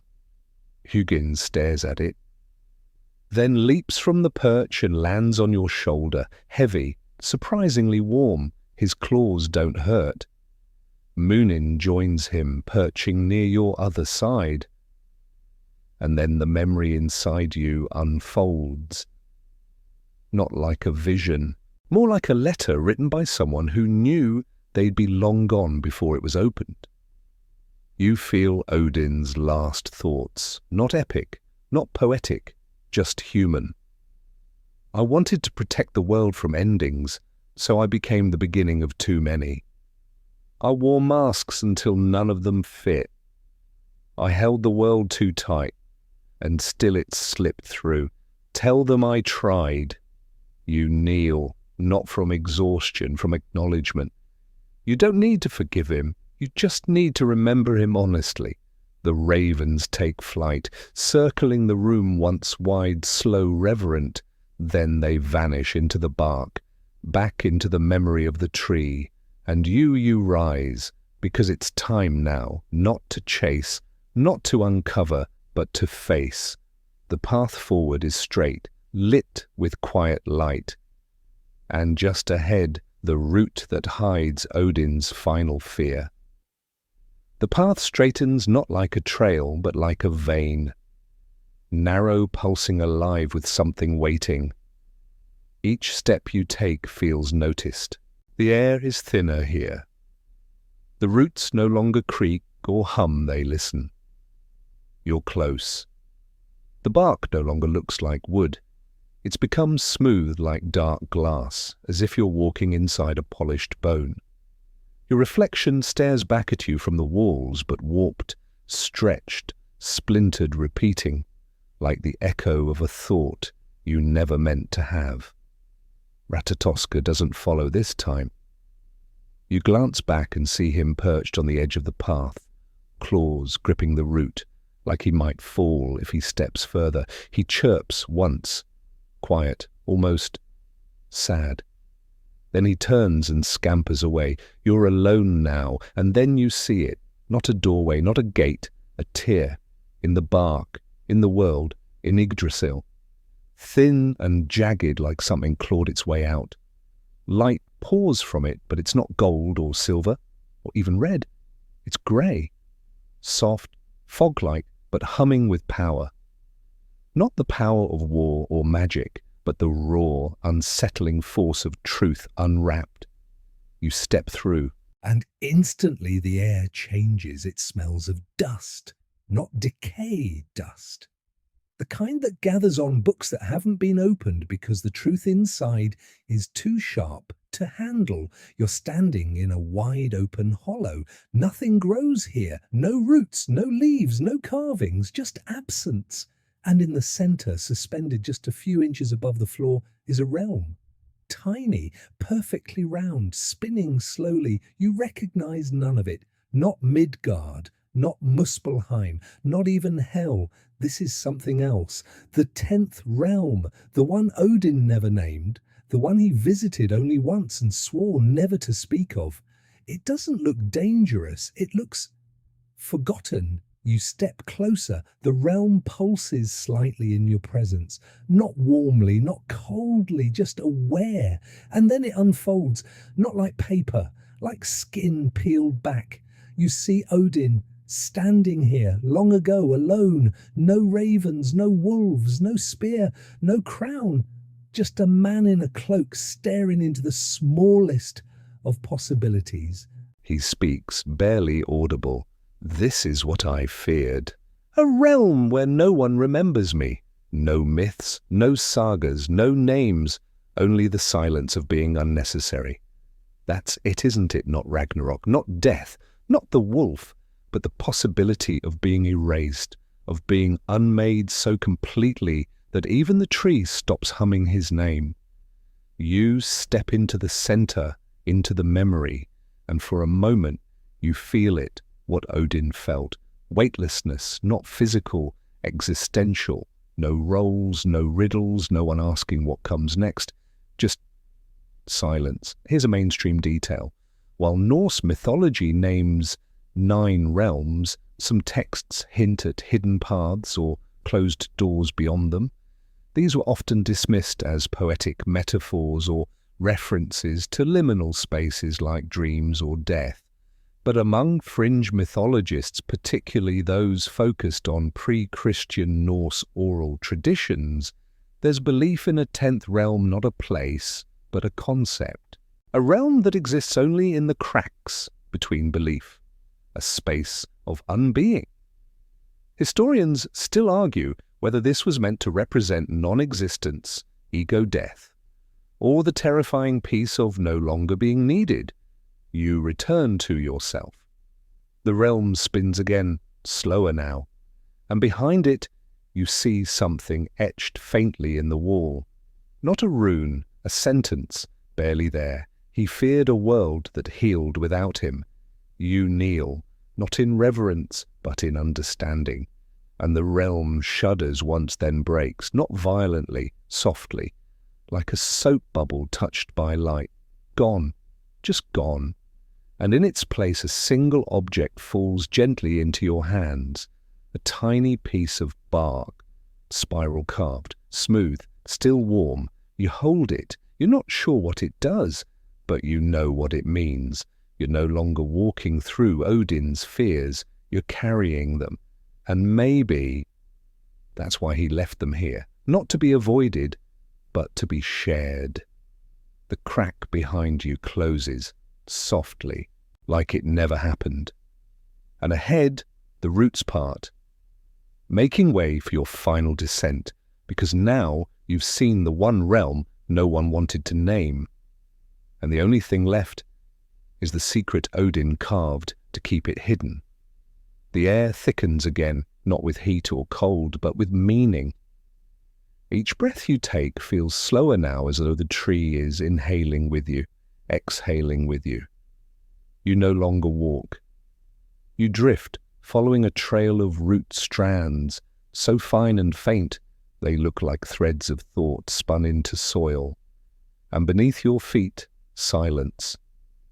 Not absence of sound, but silence like velvet, like a moment held too long. The passage opens into a cave of frost-dusted roots, so narrow and low you must crouch. Every branch seems to lean inward, not to trap you, but to watch. At the back of the cave is a single stone slab, slick with ancient frost. On it sits a woman, barefoot, wrapped in a robe of white fur, her long grey hair braided with what look like fragments of raven feathers and bone needles.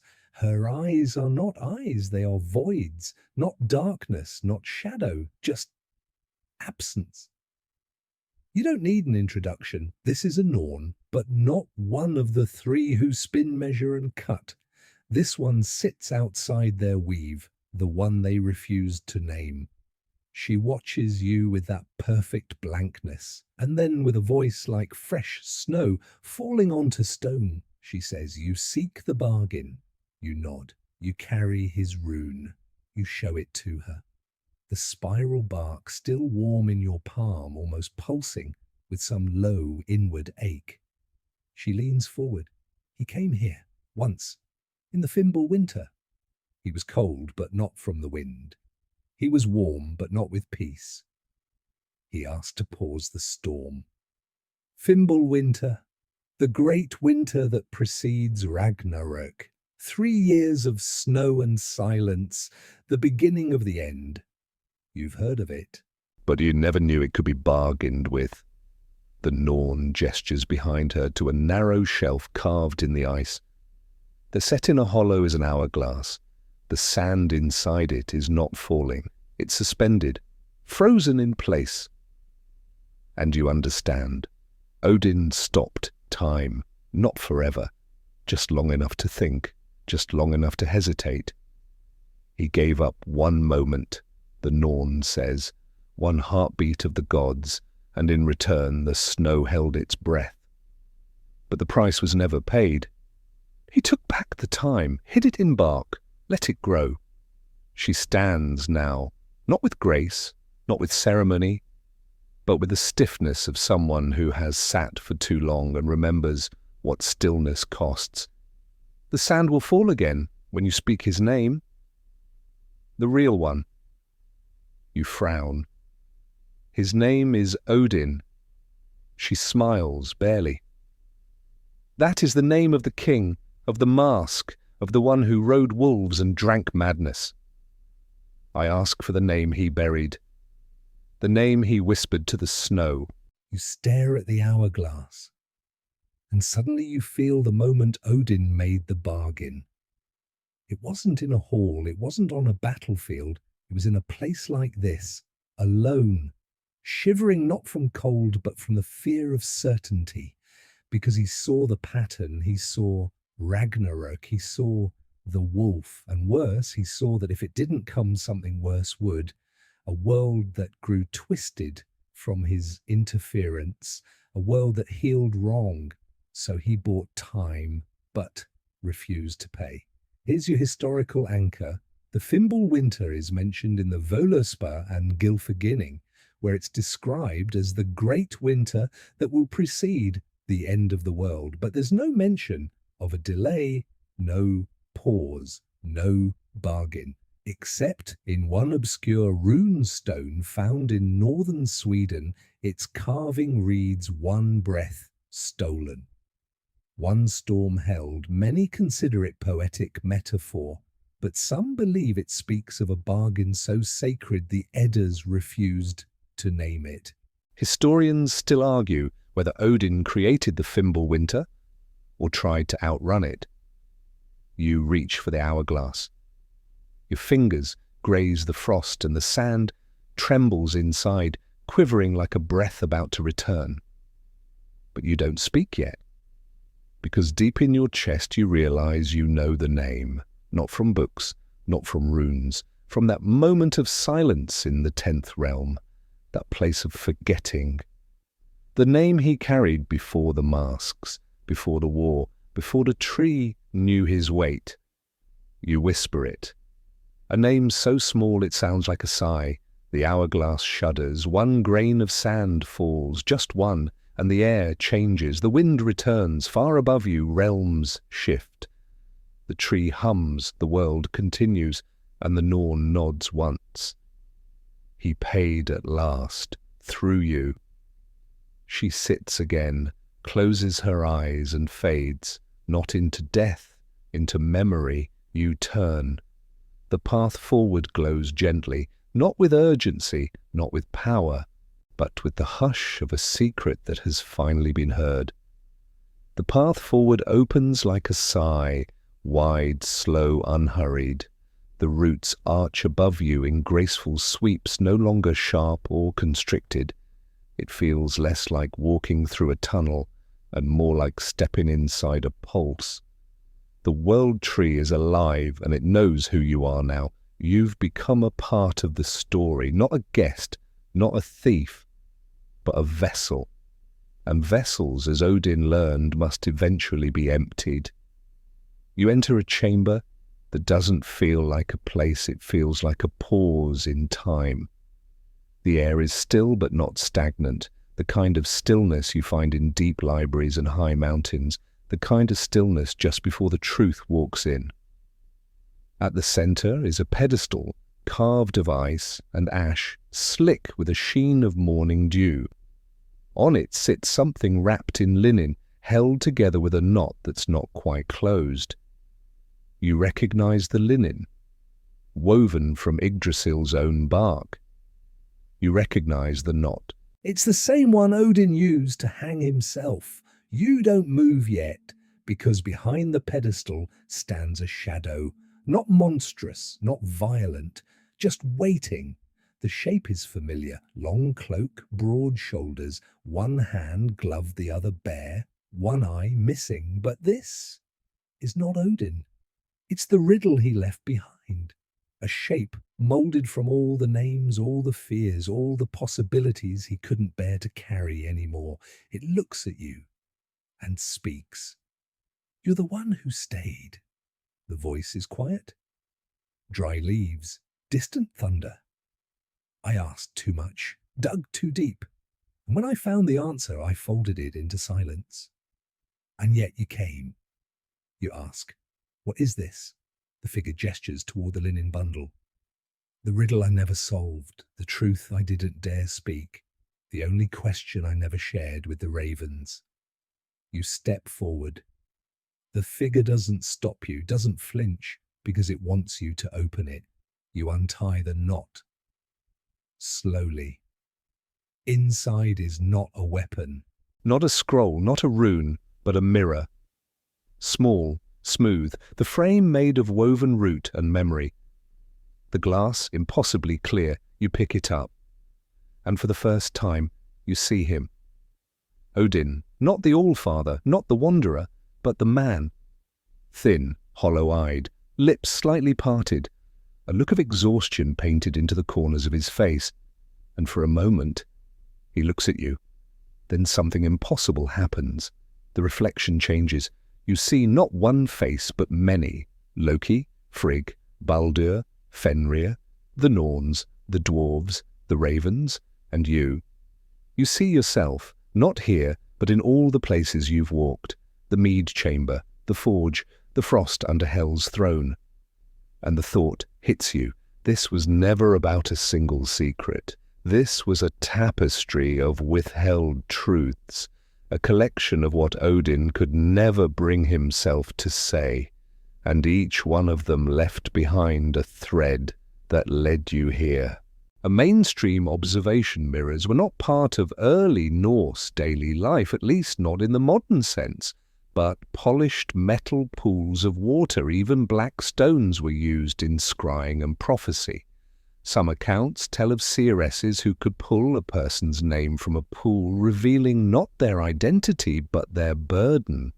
A fringe theory suggests Odin created such a mirror using the first water to touch Yggdrasil's roots water from before the realms took form. A mirror that would not show what was, but what remained unspoken. Historians still argue whether this myth was ever real, or whether the mirror was metaphor for something buried in the memory of the world itself. The shadow before you speaks again. I carved riddles into bark because I feared the sound of my own name. I left silence behind me, hoping someone would mistake it for wisdom. But you came back. You raise the mirror, and for a moment the figure's face appears fully. No longer Odin, not a god. Not a riddle, just a man who wanted to hold the world together and forgot what it meant to let it go. The shadow nods, then steps backward and dissolves into the pedestal. You are alone again. Except you're not. You have the mirror, you have the spiral rune, and you have a memory stitched into your skin now of a man who tried to outthink fate and realized, too late, that fate wasn't a thing to solve. It was a thing to walk through. You take a deep breath and step forward, because the mirror does not point back. It points down. One path remains. The tree opens below you, and Odin's final buried truth is still breathing. The bark beneath your feet parts like lips about to speak softly, reluctantly, with the weight of a confession that's waited centuries. The tunnel ahead doesn't slope. It descends straight down, a perfect spiral carved into the marrow of the tree. You clutch the mirror to your chest. It hums faintly now, not from magic, but from memory, as if it recognizes where you're headed. The path narrows as you go, so tight you must move sideways at times, crawling, sliding, pressing through spaces where even air seems unsure if it belongs. And then the spiral ends. You drop into a hollow space that's unlike anything else you've seen. Not bark, not ice, not stone. This place is flesh, not human but alive. The walls pulse with slow, ancient rhythm. Warmth radiates from the root veins, and everything smells faintly of myrrh and wet earth. You've entered the heartwood of Yggdrasil, the place where the tree keeps its first secret, the one whispered before the gods had names, before Odin ever carved a rune or plucked out his eye, before time itself believed in consequence. The room is dim, lit only by the faint, liquid glow pulsing through the roots above. At the centre, a pedestal of bone-white bark cracked through the middle, and on it, a book, bound in leather so old it looks like dried skin. Its spine is cracked, its edges singed, and on the cover is a single rune, not spiraled, not etched, just drawn like a child's first attempt at meaning. The moment you see it, your chest tightens, because you know this is the thing Odin never spoke of, the thing even he refused to read. You approach slowly. The mirror in your hand begins to tremble. The reflection ripples. You see flashes yourself as you were, as you might have been, as Odin might have become. All paths, all stories, fracturing. And yet funneling here, you reach out, touch the book. The bark beneath your feet moans softly, not in pain, in release. The book opens by itself, not to a story, not to rune-ins, to a question. If you knew the world would heal without you, would you let it? You don't answer. Because that's not for you. It was for him. And the next page tells you why. A drawing, simple, crude. A figure kneeling beneath the tree. And above them no crown, no spear, no ravens, just a hand reaching down, not to strike, not to bless, but to take something away. Below it, one final line: he asked for wisdom and was given release. You feel it then, what this was all about. Not power, not foresight, but the quiet ache Odin carried every time he woke from a dream and remembered that the world still turned without him. This book, it's not prophecy, it's not a curse, it's a farewell. His final act wasn't to control, it was to let go. And bury that letting go deep enough that no god would find it. Only someone with no throne to defend. Only someone like you. A historical echo. In some oral traditions never written in the Eddas, but hinted at in late Icelandic poems, there is mention of a last knowing a truth Odin acquired that unmade part of him. A whisper that made him leave his seat at Hlidskjalf, never to return. Some say it was his death. Others say it was his choice to disappear. Historians still argue whether this was myth metaphor or missing pages burned long ago by scribes who knew better than to tempt that silence. You close the book. Not because you're done, because you understand. You place the mirror on top of it. The two objects hum together once, then go still. The tree exhales, the walls around you loosen, the root threads pull back, and you feel it. The end is near. Not the world's end, yours. This story's you rise. The ground opens before you, not down, not up, outward.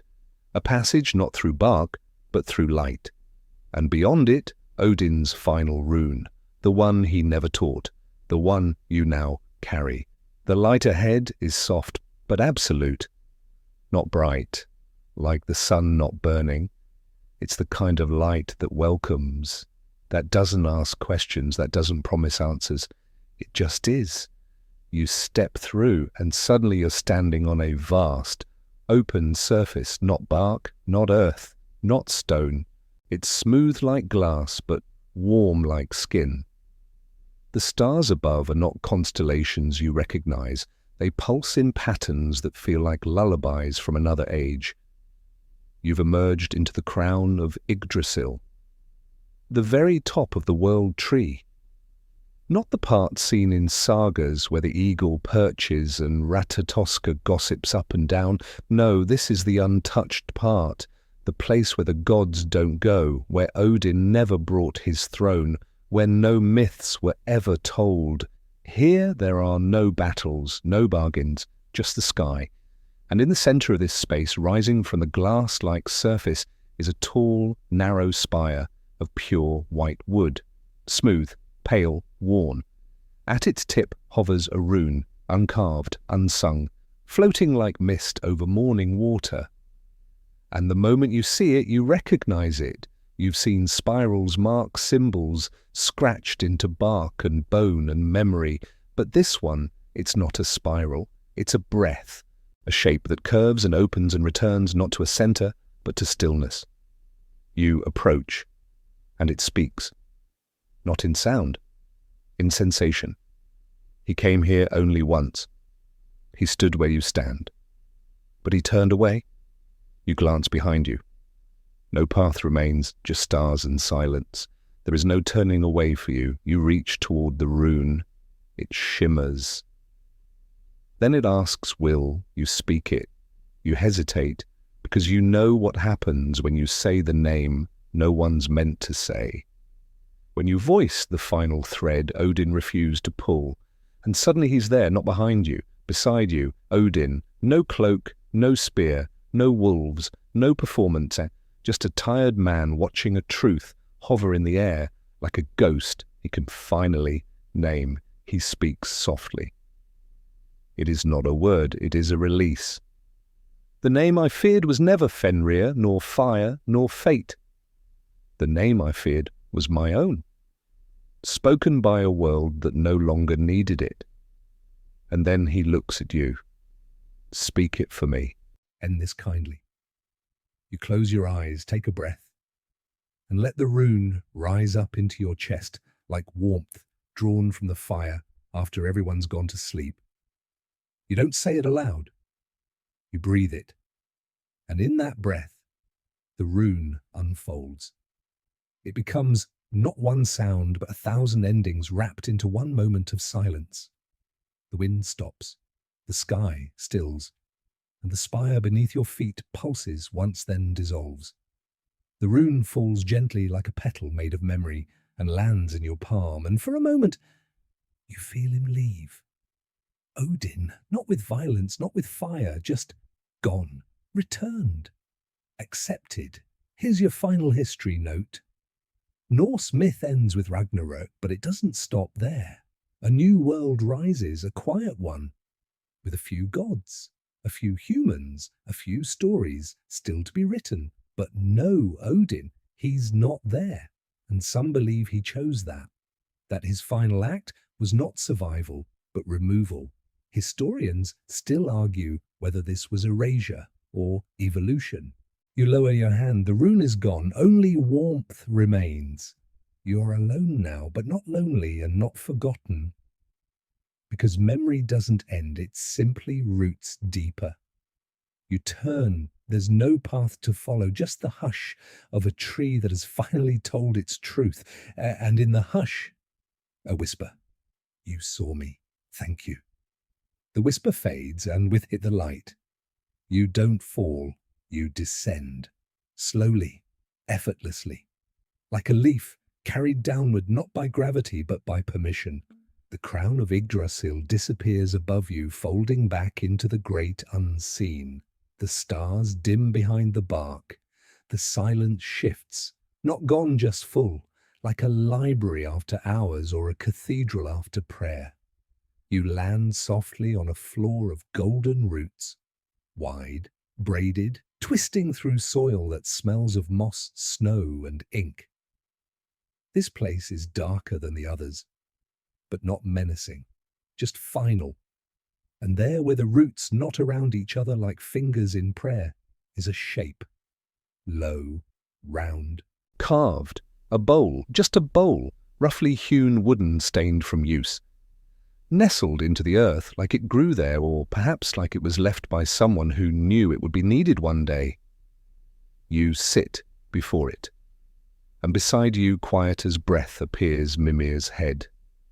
Not severed this time, whole. He looks older now, quieter, less interested in riddles, like someone who's been watching from afar and is finally ready to say what matters. He brought it here, he says, nodding to the bowl.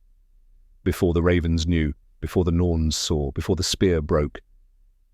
He poured what he couldn't carry into it. You peer inside. The bowl is empty, but only visibly.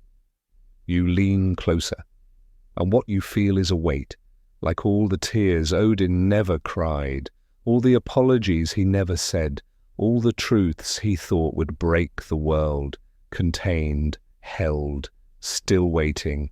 You reach out, fingertips grazing the rim, and instantly you remember a spear forged from fear. A wolf bound by broken promises. as son who never heard, I'm sorry. A throne built on riddles not rest.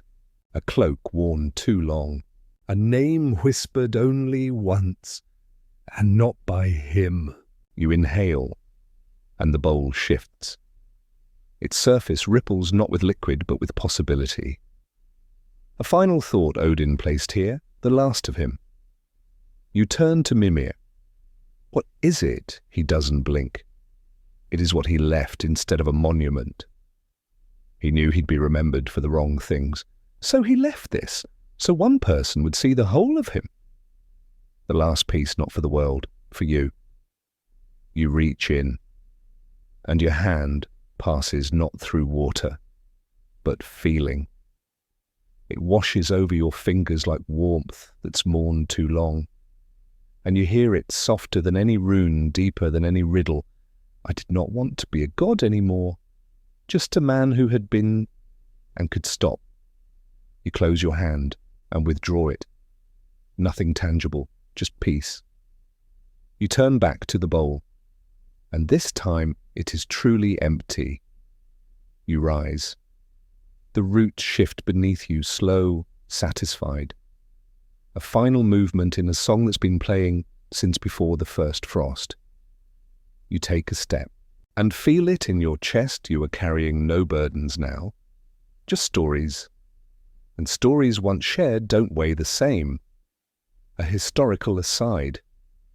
Some believe Odin was never meant to be eternal, that his role was temporary, a bridge between the primal chaos and a gentler cosmos.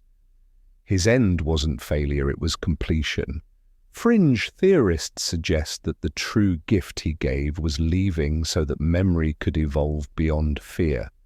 Historians still argue whether Odin's vanishing was exile death or quiet grace. But down here, in the deepest roots, there is no argument. Only the bowl, and the hush that follows a story finally told.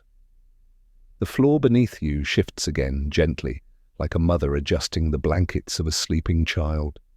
You don't stumble, you float, upward, no stairs, no ropes, no wings, just return. You rise through layers of bark and breath and memory past rooms, now empty of fear, past roots that once whispered, now silent with relief. The tree is quieter now, not because it's empty, because it's whole. You land softly at the foot of a small ridge, familiar. The same ridge you began on, but the wind is different. No longer biting, no longer pushing you forward like it had an agenda, just air, just now. You turn slowly, the forest is still. The night sky overhead unchanged, the moon glows like it knows too much and promises to say nothing, and waiting on a nearby stone is Ratatoska. The little squirrel watches you, tail twitching once. Then without a word, without even his usual sass, he leaps onto your shoulder and stays. The message is clear. You're not a visitor anymore. You're part of the tree now, part of the secret, and more importantly, part of the release. You walk. Not toward a throne, not toward an end, just forward. And the bark beneath your feet accepts you without creak or protest. You pass the place where the mead once boiled in madness and prophecy now dry. You pass the roots that once held the wolf's broken chain now still. You pass the mark on the wall where Odin wept the truth into bark. The spiral glows as you approach, but no longer calls. It rests, like a wound that finally closed. You pause before it, and place your palm gently over the rune. One last time it feels warm, not because it's alive, but because it has been forgiven. And then you speak the only words that matter now, not in Old Norse, not in prophecy, just plain, I understand. And the tree hums like a sigh after a long silence. You begin the final walk, one root rising, one trail twisting upward to the base of the world. You're not returning to where you started, you're bringing something back. A piece of quiet, a breath Odin never exhaled. You step through the final arch of root into open air, stars overhead, soil beneath your boots.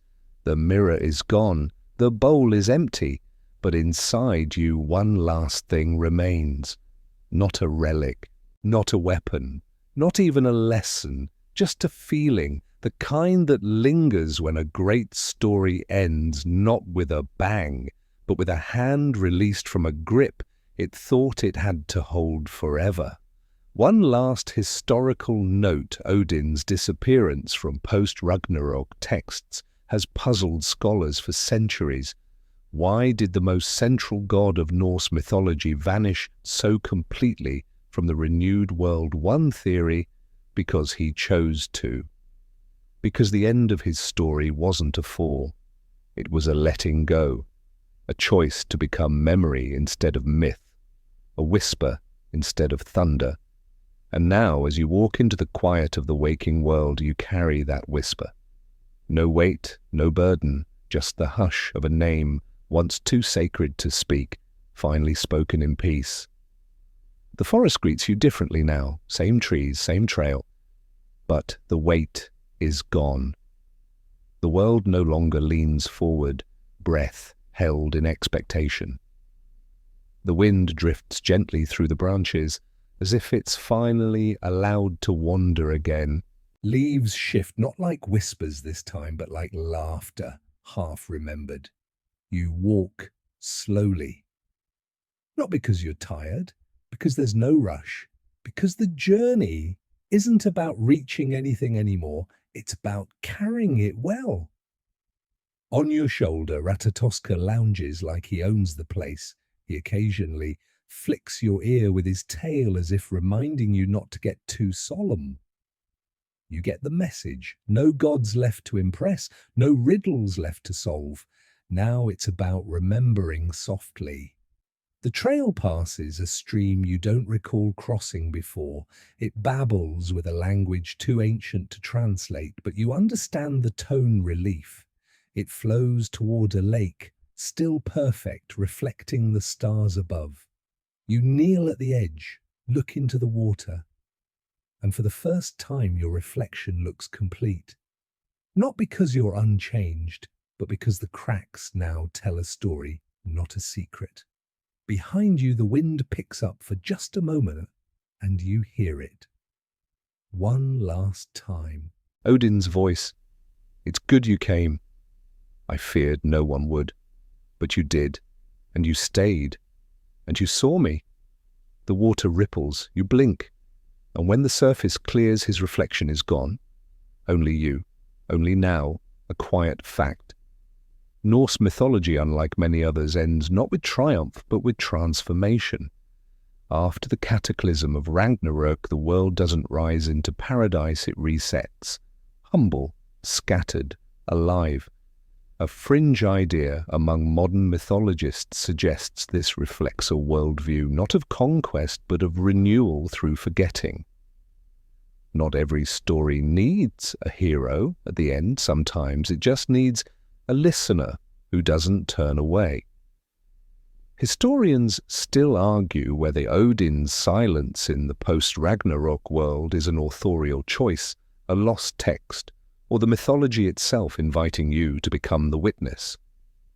You sit beside the lake. The mirror is gone. The runes have stopped glowing.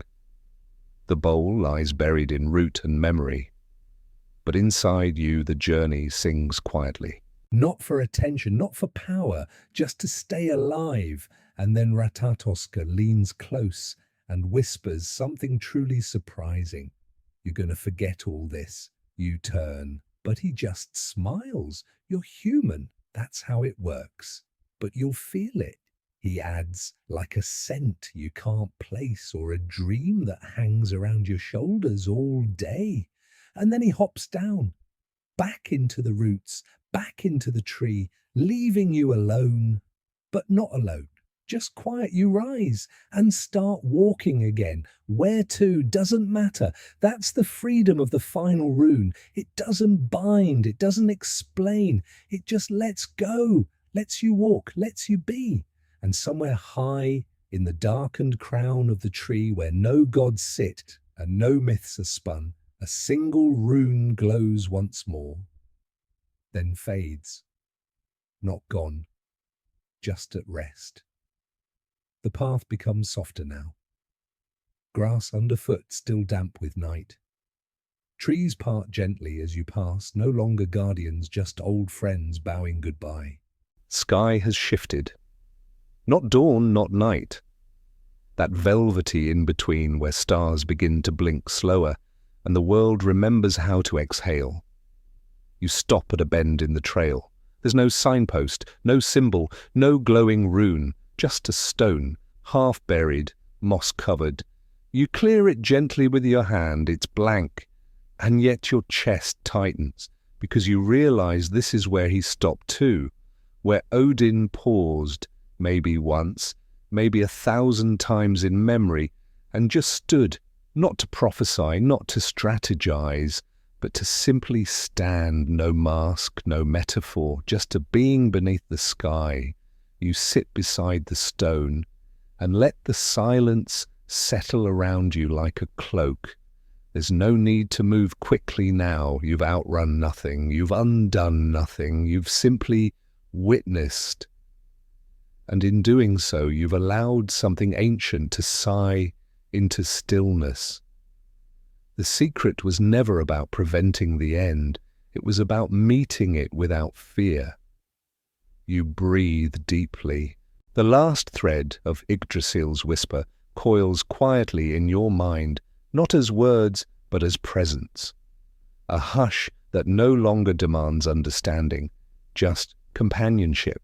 You think of the places you walked, the cave of mead and madness, the forge beneath the tree, the quiet tomb of Frigg's retreat, the bark that remembered what Odin begged to forget, the bowl where he placed the final part of himself, not meant to be passed on. And still here you are, not carrying his burden, not wearing his shape, but carrying your own story shaped by the quiet truths he left behind. You rise slowly, the forest yawns around you, no longer keeping secrets, no longer holding its breath. The tree no longer watches, it rests. And as you reach the edge of its shadow, stepping into the field, where the world continues like nothing ever happened, you don't look back. Because you don't have to. The roots know you now, the bark remembers you, and somewhere high above in the crown, no one speaks of the spiral rune glows like a heartbeat dreaming itself quiet. You let out a breath you didn't know you were holding, and with it, the very last whisper of Odin fades into the wind, not erased, not lost, just no longer needed. A final echo of the old myth told gently from within. Word count once or twice, you're still here, still warm, still safe, still wrapped in the hush of something far older than time. Let your breath deepen now, slow and gentle. There's no need to hold anything, nothing to prove. You've wandered through root and bone, through myth and memory, through the soft unraveling of a story too heavy to carry alone. And now you are simply you. Not the traveler, not the vessel, not the witness. Just a quiet soul beneath the stars. The tree has gone quiet. The gods have gone to sleep. The ravens have returned to their perch. And the wind hums no more riddles, only a lullaby, written in a language that needs no words. Let the edges of your thoughts blur. Let your shoulders soften. You don't need to solve anything right now. You don't need to understand. You've done enough. More than enough. And in the soft shadows of your room beneath the silence of the night sky, you can finally rest. Let the hush of the roots fold around you like a blanket. Let the story fade like mist drawn away by the morning. You are safe. You are whole. And you are home. Now drift. Let go. And sleep. End of script. Sweet dreams.